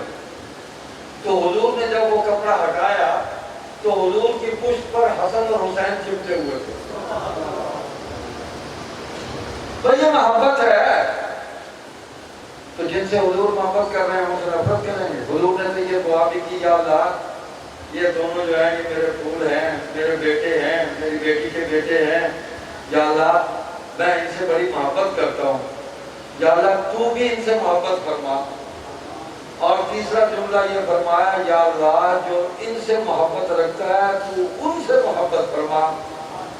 اب مجھے بتاؤ کوئی مسلمان ہے جو سیدنا حسن و حسین سے محبت نہ رکھے، اور محبت نہ رکھ کے وہ اللہ کی محبت سے محروم ہو، اور اللہ کی محبت سے محرومی کا نتیجہ جہنم کے سوا کچھ نہیں ہے؟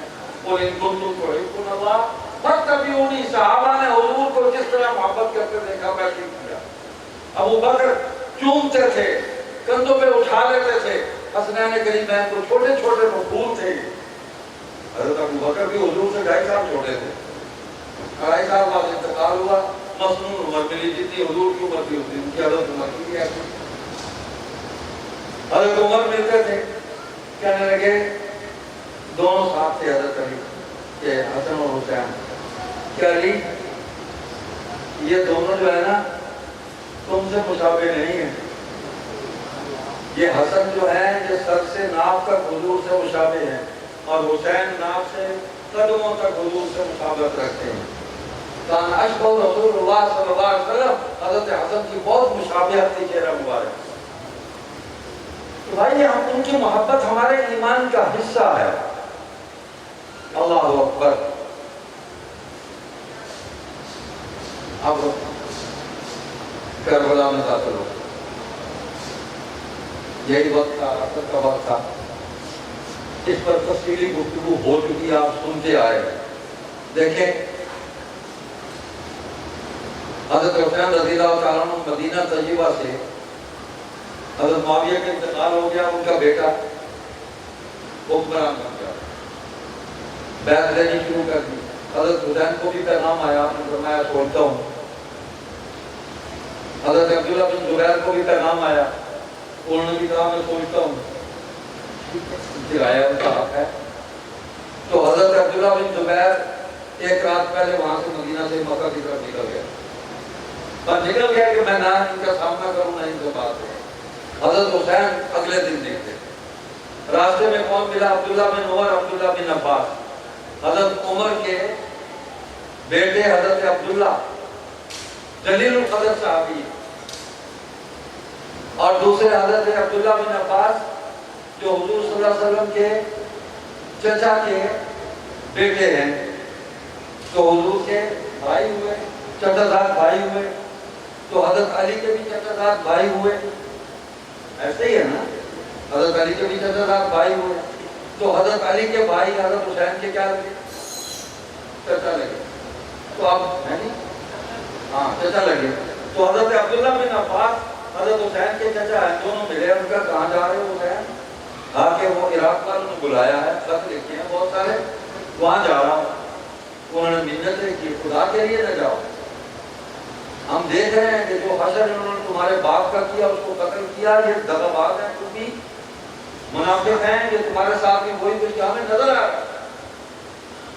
حضرت حسین نے فرمایا مجھے جاننے دو, میں تحقیق کرتا ہوں, دیکھتا ہوں. جو حالات مجھے معلوم ہوئے, ان کے شدید اصرار پر وہ نکل کھڑے ہوئے. اللہ اکبر. آگے چلے. بڑا عجیب واقعہ ہوا. کچھ اور لوگ ملے, صحابہ بھی تھے, تابعین بھی تھے. تو انہوں نے روکا, نہ جائیں, ہمیں خطرہ محسوس ہو رہا ہے. اور ساتھ یہ جب وہ نہ رکے تو دعا دی, استودعک اللہ من قتیلی, اے شہید ہم تجھے اللہ کا سپرد کرتے ہیں. یہ انہوں نے دعا دے کہ ہمارے بس میں نہیں ہے, رکے بھی نہیں. آگے پہنچے, کچھ اور لوگ ملے, انہوں نے روکا کہ ہم یہ خطرہ محسوس کر رہے ہیں. ظاہر بات ہے یہ جتنے لوگ روک رہے ہیں یہ حسین سے محبت کی وجہ سے روک رہے ہیں, خطرہ محسوس کر کے روک رہے ہیں کہ ان کو کوئی کچھ ہو نہ جائے. انہوں نے جب دیکھا کہ نہیں رک رہے تو بڑا عجیب جملہ کہا,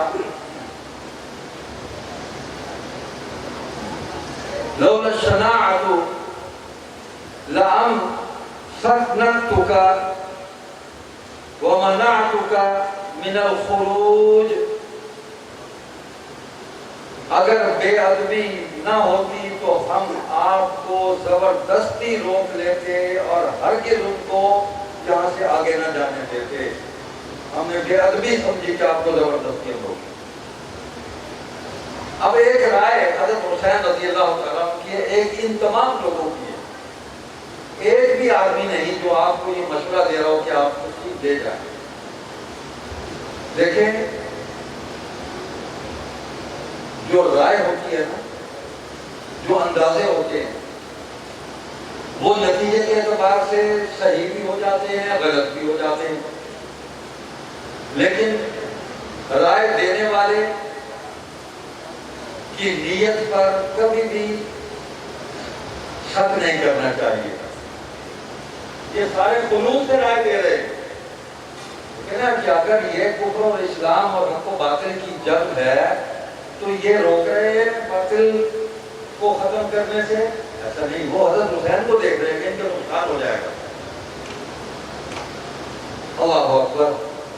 مکہ پہنچ کے اور خط آئے، 12,000 خط ہو گئے، ایک وفد آیا، دوسرا وفد آیا، تیسرا وفد آیا، پھر 60 خوبیوں کا وفد آ گیا، پھر منتیں، سماجتیں۔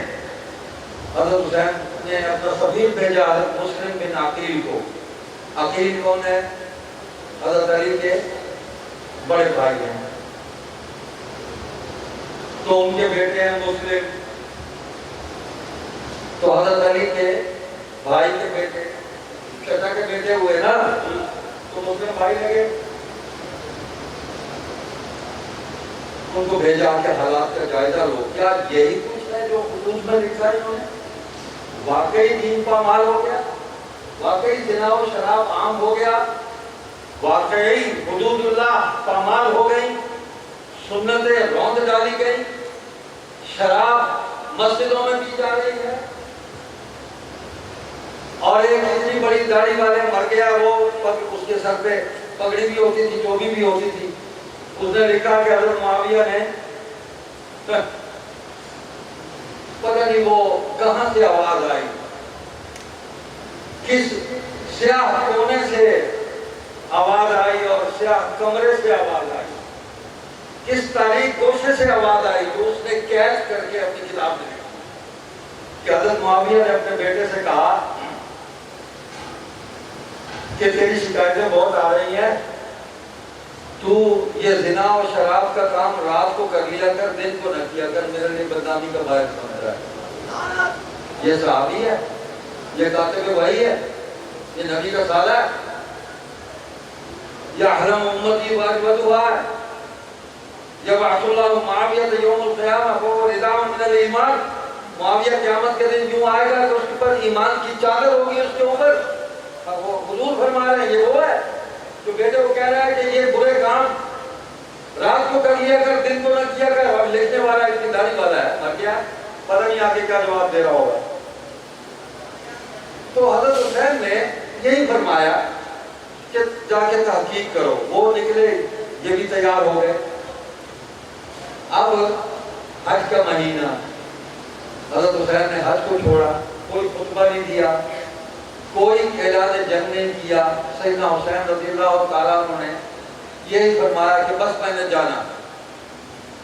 فوج ساتھ نہیں ہے، آپ دیکھیں نا، اگر جہاد ہے تو فوج کو تیار کرتے، ساتھ لے کے جاتے، بھائی پوری چڑھائی کرتے، فوج ساتھ نہیں ہے۔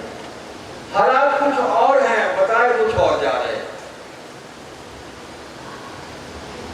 اب میں جو آپ کو بتا رہا ہوں اس کا نتیجہ کچھ اور نکلے گا۔ وہ ہے خارجی، ناصری، یزیدی۔ خارجی نہ حضرت علی کو مانتے تھے، نہ حضرت معاویہ کو مانتے تھے۔ ناصری حضرت علی کو نہیں مانتے تھے۔ یزیدی وہ ہے جنہوں نے اس کی بیعت کی، ہم تو نہیں ہیں، ہم تو حسینی ہیں۔ اول و آخر سیدنا حسین کے ساتھ کھڑے ہیں۔ جو مدینہ سے نکلتے ہوئے فرمایا صحیح، جو مکہ میں کھڑے ہو کے فرمایا صحیح، جو راستے میں ساربیہ میں فرمایا صحیح، جو کربلا میں فرمایا صحیح، ہر بات حسین کی صحیح ہے۔ مطلب بات ہم تو حسین کے ساتھ ہیں، جو ان سے لڑے ان کے ساتھ نہیں ہیں، جنہوں نے ان کو شہید کیا ان کے ساتھ نہیں ہیں۔ ظالم ہے، مجرم ہے، امت کے بھی مجرم ہے، اللہ کے ہاں بھی مجرم ہے، نبی کی ہدایت میں بھی مجرم ہے۔ جو بھی اس میں ہے، یا تو کوئی اس پہ ٹرائل ہوتا نا، کیس کرتا تو مجرم جو ہے وہ ڈکلیئر ہوتے، تو جو سامنے آئے وہ قتل ہو گئے، شمر بھی قتل ہوا، ابن زیاد بھی قتل ہوا، سارے مرے قاتلین حسین۔ جس طرح قاتلین عثمان سارے چن چن کے حضرت معاویہ نے قتل کیے، اسی طرح حضرت حسین کے قاتلوں کو بھی چن چن کے قتل کیا گیا۔ تدبر امیر معاویہ، سیاست امیر معاویہ، تدبر امیر معاویہ، خلاصہ امیر سید خطیب صاحب، سید کفیل صاحب بخاری، انداز بخاری۔ اچھا بھائی، راستے میں روکنے والے کون ہیں؟ عبداللہ بن عباس، عبداللہ بن عمر، عبداللہ بن جعفر طیار، یہ سارے بھائی ہیں۔ عبداللہ بن زبیر، انہوں نے بھی بیعت کی اس کی یزید، ان کے دور میں ادھر ادھر ہو گئے، نہیں کی بیعت، یہ ان کا ذاتی فیصلہ ہے، صحابی ہے، اجتہاد ہے ان کا۔ ہماری کیا اوقات ہے ہم کسی کے ساتھ اختلاف کریں؟ ان کا فیصلہ ہے، نہیں کی نہیں کی، وہ جانے اللہ جانے، ہم صحابی کے ساتھ کریں۔ سب روکنے والے ہیں، بھائی نے روکا محمد بن علی نے، نہیں رکے کہ جانا ہے۔ اب فیصلہ کیا حضرت حسین نے جانے کا، تو بھائی نے کہا کہ وہ میرے بیٹے ساتھ لے جاؤ، اکیلے تو نہ جاؤ۔ وہ شہید ہوئے ہیں کربلا میں، حضرت حسن کے بیٹے، حسین کے بیٹے، اب محمد بن علی کے بیٹے، سارا خاندان کو دیور کر ڈالا ان کا۔ ایک زین العابدین بچے اور ہم سادات کی روٹی روٹی کر گئی، اور ان کے صدقے میں کئی اقرب صفت متکلمین کی، خبیثان عجم کی، منافقین عصر کی روٹی روٹی چل پڑی، ان کی چل رہی ہے اور چلتی رہے گی۔ دیکھیں نا، اللہ تعالیٰ نے تو دونوں راستے سامنے رکھے، یہ حرام ہے، رزق یہ حلال ہے، تمہاری مرضی ہے، حرام کھانا ہے حرام کھا لو، حلال کھانا ہے حلال کھا لو۔ اب کسی نے شوق سے حرام کھانا ہے، غلاظت چاٹنی ہے، اس نے کھانی ہے، وہ بھائی کھا لے، ہم کیسے روکیں؟ تو خیر، یہ روکنے والے بھی مخلص ہیں، اور سب نے کہا حسین ہم دیکھ رہے ہیں کہ آپ کو یہ قتل کر دے گا۔ راستے میں اطلاع ملی کہ مسلم بن عقیل کو قتل کر دیا۔ پہلے 12,000 بندوں نے بیعت کر لی، کام دیکھیں، 12,000 بندوں نے بیعت کی ہے، اور اس کے بعد انہوں نے کہا کہ اب یہ پورے ہمارے دھوکے میں حساب میں آ گئے، اب اس کو قتل کرو۔ جس گھر میں ٹھہرے ہوئے تھے اس کا محاصرہ کیا، اس کو کہا کہ ہمارے سپورٹ کرتے ہیں، تجھے بھی مار دو۔ تو حضرت مسلم بن عقیل کو قتل کر دیا۔ انہوں نے قتل سے پہلے خط روانہ کر دیا، بھائی حسین جہاں بھی ہو رک جاؤ، آگے نہ آنا، حالات خراب ہو گئے، یہ مجھے بھی قتل کرنے کے در پہ ہے۔ حضرت حسین نے فرمایا، وہ یہ کہتے تھے سارے، حالات بدل گئے، واقعی یہ کوئی اور مسئلہ تھا۔ وہاں سے آپ کوفہ کی طرف جانے کی بجائے جہاں سے آپ کو بلایا گیا تھا، آپ نقشہ اٹھا لیں، آج بھی جو واقعہ کربلا کا نقشہ ہے موجود ہے، جو نیٹ پر موجود ہے، کسی مولوی کی کتاب میں کیا دیکھنا ہے آپ نے؟ آج کل سب سے بڑا جو ہمارا سورس آف نالج ہے وہ انٹرنیٹ ہے۔ قرآن کی آیت بھی وہیں سے نکالتے ہیں، حدیث بھی وہیں سے نکالتے ہیں، فقہ کا مسئلہ بھی وہیں سے نکالتے ہیں، تاریخ بھی وہیں سے پڑھتے ہیں، دنیا بھر کے مسائل تو وہاں موجود ہے نقشہ، وہ دیکھ لیں کہ آپ کوفہ سے شام کی طرف چلے گئے، شام کی طرف تو ہم بیٹھا ہوا ہے جس کی طرف جا رہے ہیں، وہاں عمر بن سعد کے ساتھ آپ کا مذاکرہ اور مکالمہ ہوا، طے ہو گیا، 3 شرطیں آپ نے پیش کی، دیکھو مجھے سارے حالات کا پتہ چل گیا، یا تو میں جہاں سے آیا ہوں یعنی مدینہ سے مجھے واپس جانے دو، یا مجھے اسلامی سرحدات جہاں بھی جہاد ہو رہا ہے وہاں بھیج دیں۔ اس کا مطلب یہ جہاد نہیں تھا نا، جہاں جہاد ہو رہا ہے مجھے وہاں بھیج دو تاکہ میں وہاں جہاد کرتا ہوں، اللہ کے راستے میں قربان ہو جاؤں۔ اور تیسری میری شرط یہ ہے کہ خلو سبیلی، میرا راستہ چھوڑ دو، مجھے حاکم وقت کے پاس جانے دو، میں اس کا نام نہیں لیتا، پریشان ہو جاتے ہیں لوگ، جو بھی تھا پڑھ لیں آپ کہ میں اس کے پاس جاتا ہوں اور میں اس سے بات کرتا ہوں، میں اس کی تسلی کرتا ہوں، جو کچھ مجھے بتایا گیا میں اس سے پوچھتا ہوں، میری تسلی ہو گئی تو میں اپنا ہاتھ اس کے ہاتھ میں دے دوں گا۔ سنی، شیعہ، غیر شیعہ، مسلم، غیر مسلم، سب نے یہ 3 شرائط ہیں، یہ لکھی ہیں۔ طے ہو گیا کہ آگے جانا ہے، شام کو جانا ہے۔ عمر بن سعد بیٹے کس کے ہیں؟ حضور کے رشتے میں ماموں ہیں، سعد بن ابی وقاص کے بیٹے۔ انہوں نے کہا فتنہ ختم ہو گیا، خطرہ ٹل گیا، الحمدللہ، خون ریزی سے بچ گئے، حسین ہماری امان میں ہے، اب ہم آگے سفر کریں گے۔ وہ ٹھہرے، اگلے دن روانہ ہونا تھا، شمر آ گیا۔ اب بیٹا وہ بھی صحابی کا ہے، لیکن اس کے باپ کا تو رسول نہیں ہے۔ حضرت ذی جوشن کا بیٹا ہے، اس نے عبید اللہ بن زیاد سے کہا وہ بھی صحابی کا بیٹا ہے، رشتے دار نہیں ہے۔ حضرت زیاد کا بیٹا ہے، وہ گورنر تھا، اس نے کہا تو حسین کو یہاں سے آگے نہ جانے کو، مسلم بن عقیل کا قتل بھی ہم پر پڑے گا اور سارا مدعا ہم پر گرے گا، ہم پکڑے جائیں گے۔ اس سے مطالبہ یہ کرو کہ یزید کی بیعت میرے ہاتھ پر کرو۔ حضرت حسین کو جب یہ کہا، انہوں نے کہا تمہاری کیا اوقات ہے، میرا راستہ چھوڑ دو، مجھے آگے جانا ہے۔ ان کا نہیں جانے، انہوں نے کہا پھر یہ میری موت کے بعد ہی ممکن ہے، واللہ نہیں ہے، کن ہر الا بعد الموت، کہ تم میرا ہاتھ پکڑ کے اپنے ہاتھ میں لے لو، جیتے جی تو میں اپنا ہاتھ تمہارے ہاتھ میں نہیں دیتا۔ یہ غیرت حسین ہے، یہ حمیت حسین ہے، یہ حسین کا حق ہے۔ تم کون ہوتے ہو؟ دیکھو ایسا ہی ہے نا، آج کسی پیر صاحب تقریب آپ کو کہتا ہے کوئی بیعت کرنا، اگر بیعت کرنی ہے تو آپ کو پیر صاحب کی بیعت کرتا ہوں، ماشاءاللہ حیات ہے۔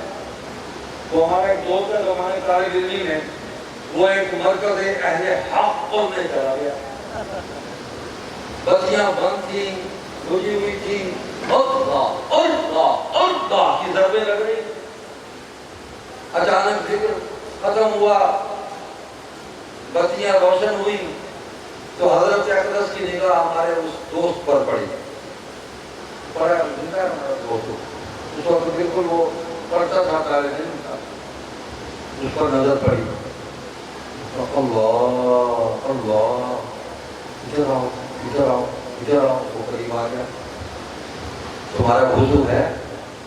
اس نے کہا جی نہیں۔ کہا کہ جلدی اٹھو، وضو کر کے آ جاؤ، بشارت ہو گئی ہے، حضرت اقدس نے حکم دے دیا ہے، روحانی نظام میں حضرت کی روح نے آ کر حکم دے دیا ہے کہ اس نوجوان کو بیعت کرو۔ اچھا وہ بھی تو ہماری طرح کا پاگل نوجوان تھا، وہ وہاں سے اٹھا، ٹھیک ہے جی حضرت، وہ اٹھا، اسے جوتا اٹھایا اور وہ پھر رو ہوا، مدرسے میں آ گیا، دارالعلامہ میں، جی راتی سے میرے نال آیا ہوئی ہے، تو کوئی بیٹھے بیٹھے انہوں نے تماشا لا دیا کہ دادا جی نے کیا میری بیعت کرو، دادا جی نے بہت ہے بیچاری رات ہو، اس قسم کے تماشے آج ہو رہے ہیں۔ تو حسین نے ابن زیاد کی بیعت نہیں کی، نہیں کروں گا، آگے جانا۔ عصر کے وقت حملہ ہوا، وہ 60 کو بھی جو محبان حسین بن کے آئے تھے ملے ہیں، سب سے پہلے عمر بن سعد جس کے ساتھ حضرت حسین کی گفتگو ہوئی ہے اور معاملہ طے ہو گیا، اس عمر بن سعد نے ان 60 کوفیوں پر حملہ کر کے ان کو قتل کیا، اس لیے کہ انہوں نے سب سے پہلے حضرت حسین کے ناموں کو آگ لگائی۔ انہوں نے وہ تمام خطوط جو اس وقت وہ خردینوں میں اور وہ چمڑے کے تھیلوں کے اندر بند تھے، رکھے ہوئے تھے ساتھ، وہ ایویڈنس تھا، اگر وہ بچ جاتے تو تاریخ میں آج وہ تاریخ کا حصہ ہوتے اور لوگوں کو یہ کیس سمجھنے میں کوئی آسان نہیں۔ ان خطوط کا خلاصہ حضرت حسین نے اپنے خطبات میں تو بیان کیا، وہی محفوظ رہا، ان کو آگ لگا دی کہ ایویڈنس ختم کریں، گواہی ختم کرتے ہیں، ثبوت پکار کیس ختم ہو جاتے ہیں۔ ان کو عمر بن سعد نے حملہ کر کے 60 کوفیوں کو قتل کیا، پھر ابن زیاد کے لشکر کے لوگوں نے آ کے حضرت حسین پر مزید حملہ کیا، تو ظاہر بات ہے وہ شیر یزداں مرد میدان، اس کا بیٹا تھا، ہاشمی خون تھا، حسین کی رگوں میں سیدہ فاطمہ اور سیدنا علی کا خون تھا، حضور کا خون حسین کے خون میں شامل تھا، جس کے منہ میں حضور نے اپنا لعاب ڈالا۔ وہ شامل تھا حسین کے لیے. تو پھر حسین نے کسی غار میں نہیں چھپنا تھا, کسی کیمپ میں نہیں چھپنا تھا. حسین کے پاس جو تلوار تھی لے کے آگے کھڑے ہو گئے, ٹھیک ہے لڑیں گے, آگے ہو تو لڑیں گے, لڑنے آگے ہو. حسین لڑتے ہوئے شہید ہوئے ہیں, چھوٹ کے بیٹھ کے شہید نہیں ہوئے, لڑتے ہوئے شہید, مظلومانہ شہادت. بہت ظلم ہوا, اس ظلم کی قیامت تک مذمت ہوتی رہے گی. یہ باتیں ساری ہو گئی. آخری بات, ہم کہاں کھڑے ہیں, ہمارا مسلک کیا ہے, ہم کس کے ساتھ کھڑے ہیں. میں سب سے پہلے تو آپ کو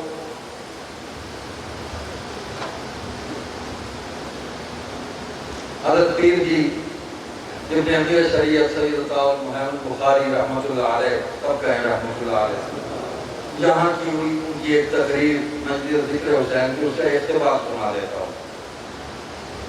یہ ان لوگوں کو سنا دیں جو ہمیں یہ اور وہ کہتے ہیں, جو اتنی بڑی زبان نکال کے دارالحدیث میں بھی بیٹھ کے اتنی بڑی زبان نکالتے ہیں, اور اللہ کے گھر مسجد میں بھی بیٹھ کر اتنی بڑی زبان نکالتے ہیں, جیسے وہ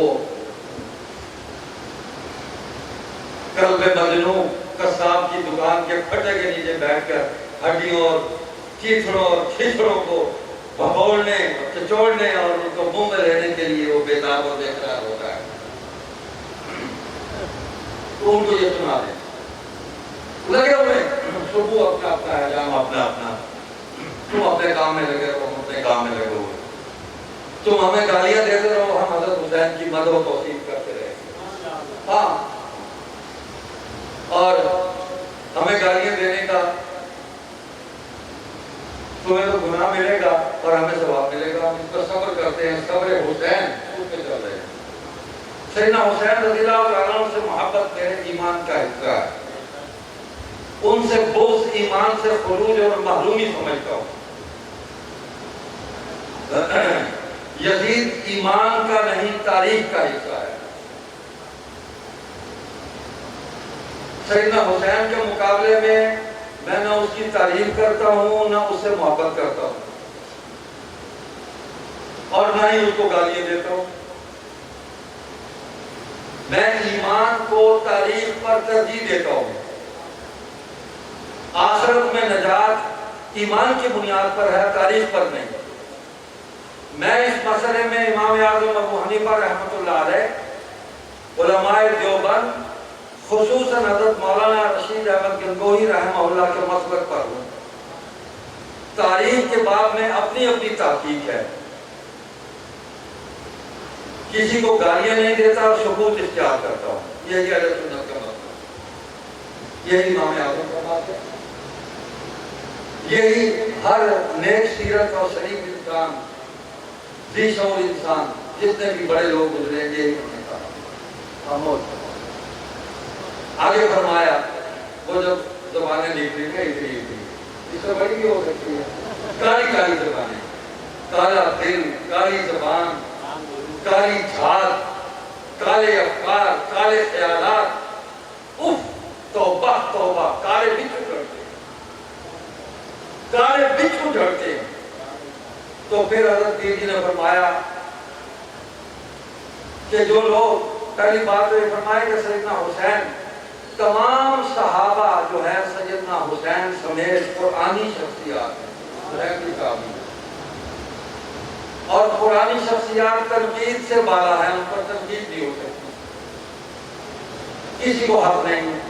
جو لوگ قرآن پر تاریخ کو ترجیح دیتے ہیں وہ اپنا انجام سوچ لیں, اور جو لوگ ہمیں خارجی و یزیدی کہتے ہیں وہ ہم پر تہمت لگاتے ہیں, جھوٹ بولتے ہیں, لوگوں کو گمراہ کرتے ہیں, حرام رزق کمانے کے لیے یہ سب کچھ کرتے ہیں.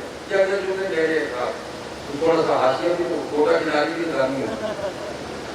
تو قیامت کے دن میں اپنے جد امجد سیدنا حسین رضی اللہ تعالیٰ عنہ کے سامنے ان لوگوں کے گریبانوں میں ہاتھ ڈالوں گا جو آج مجھے تہمتیں لگا رہے ہیں. میرا ہاتھ ہوگا، ان کے گریبان ہوں گے، اور فیصلہ سیدنا حسین سے کرواؤں گا، اور جو فیصلہ حسین کا ہوگا وہ مانوں گا، وہ سر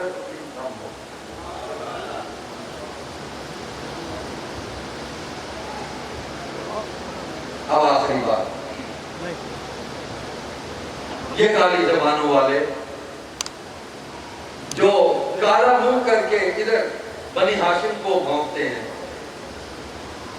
سارے بنی ہاشم کو کوستے ہیں، بنی ہاشم کو بھونکتے ہیں، بھگوڑتے ہیں، میں ان سے کہتا ہوں چھوڑو مجھے، آپ ایسا کرو، یہاں بھی جو مولوی بیٹھے ہیں نا میں ان کو بھی لکھوا دیتا ہوں، حضرت امام اعظم ابو حنیفہ کے مقلد ہیں، حنفی ہے نا، الف اکبر پڑھ لیں حضرت امام اعظم، چھوڑے مجھے، امام اعظم کی رحمہ اللہ کی الف اکبر، اس کا مطالعہ کر لیں، ترجمہ بھی مل جائے گا آپ کو، پھر اس کی شرح لکھی ہے جو سب سے بڑے شارح ہیں ملا علی قاری، شرح فقہ اکبر، اس کو پڑھ لیں، تمام احناف اب تک یہ کالی زبانوں والے بھی جو حنفی کہلاتے ہیں اپنے آپ کو، وہ بھی شرح فقہ اکبر سے استفادہ کر کے فتویٰ دیتے ہیں، وہ پڑھ لیں، اس کی شرح ملا علی قاری رحمہ اللہ کی معتبر ہے، ہم سب کے درمیان مشترک ہے، متفقہ ہے،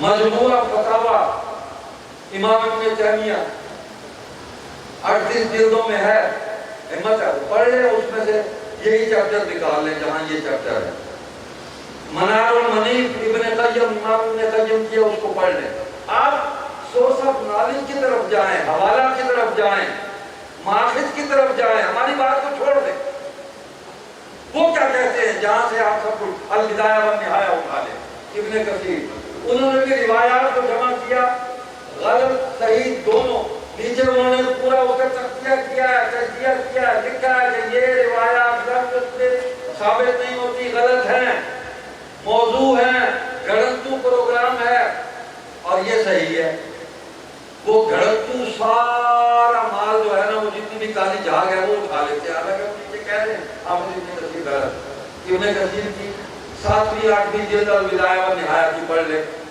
الصواعق المحرقہ ابن حجر حیثمی کی، اس کو پڑھ لیں، النبراس شرح العقائد علامہ عبدالعزیز پرہاوی جس کے حوالے یہ سب دیتے ہیں، اس کو پڑھ لیں، وہ چھپایا ہوا ہے یہودیوں کی طرح، یہاں ہاتھ رکھ دیا اس آیت پہ اگلی آیت پڑھ کے سنا دی، وہ کام کرتے ہیں، نبراس کی جو عبارت ان کو اچھی لگتی ہے وہ سنا دیتے ہیں، جو ان کو اچھی نہیں لگتی اس پہ ہاتھ رکھ دیتے ہیں۔ اچھا اب آگے آ جائیں، ہمارے عصر حاضر کے بزرگ ہیں، فتاوی رشیدیہ مع ضمیمہ، حضرت مولانا رشید احمد گنگوہی فقیہ الامت کہا گیا، اس کو پڑھ لیں، اصول لکھے ہیں شروع میں انہوں نے، فتاوی عثمانیہ عصر حاضر کے شیخ الاسلام حضرت مولانا محمد تقی عثمانی دامت برکاتہم 3 جلدیں، اس کو پڑھ لیں، زبان قید ہو جائے گی، پڑھ لیں، میں کوئی بھی چیز کوٹ نہیں کروں گا، میں آپ کو کتابیں بتا رہا ہوں، علماء حق علماء دیوبند پڑھ لیں، خیر الفتاوی حضرت مولانا خیر محمد جالندری نبر اللہ مرقدہ، ہمارے پورے خاندان کے محفظ مربی استاد، خیر الفتاوی اٹھا لیں، پڑھ لیں، خیر الفتاوی کچھ کہتا ہے اور وہاں بیٹھا ہوا وہ کچھ اور کہتا ہے، تو ہم تو خیر الفتاوی کو مانتے ہیں، فتوے پر عمل کرنے والے، احسن الفتاوی حضرت مفتی رشید احمد لدھیانوی پڑھ لیں، جو بند ہے نا، کیوں نہیں کچھ کہتے اس کو، ہمت کہتے ہیں منہ کرو، حضرت مولانا محمد سرفراز خان صفدر امام اہل سنت، ان کا ایک فتویٰ ہے، ان کے اپنے ہاتھ کا لکھا ہوا، اس کا اکثر نے شائع کیا، اس کو پڑھ لیں، محرم کی 10 راتیں محسن علماء دیوبند مکتب فکر دیوبند کے محسن اعظم علامہ خالد محمود رحمۃ اللہ علیہ، ان کی کتاب ہے محرم کی 10 راتیں، 1 سے 10 تک مانچسٹر میں انہوں نے لیکچر دیے، ویڈیو بھی محفوظ ہے نیٹ پہ، کتابی شکل میں ان کی زندگی میں آ گئی اس کو پڑھ لیں. میں دینی مدارس کے طلباء اور اساتذہ کو خاص طور پر کہتا ہوں، یعنی ان کی آثار الحدیث، آثار الاحسان،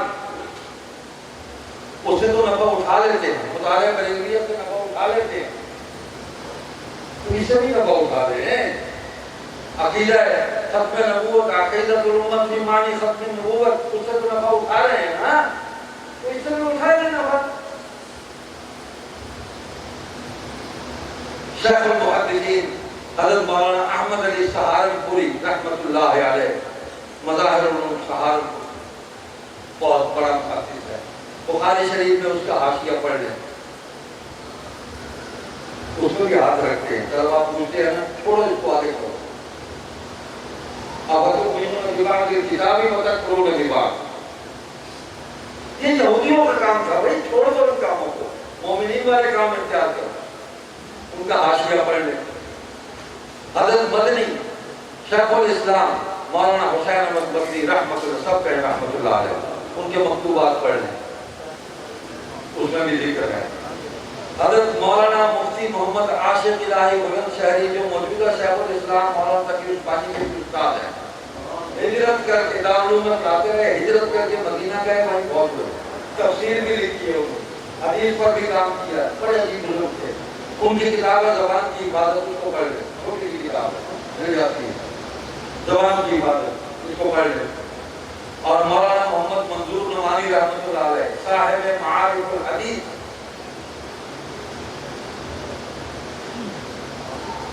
ان کی 2 کتابیں ہیں، پڑھ لیں. یعنی کتاب ہے، اس کو پڑھ لیں.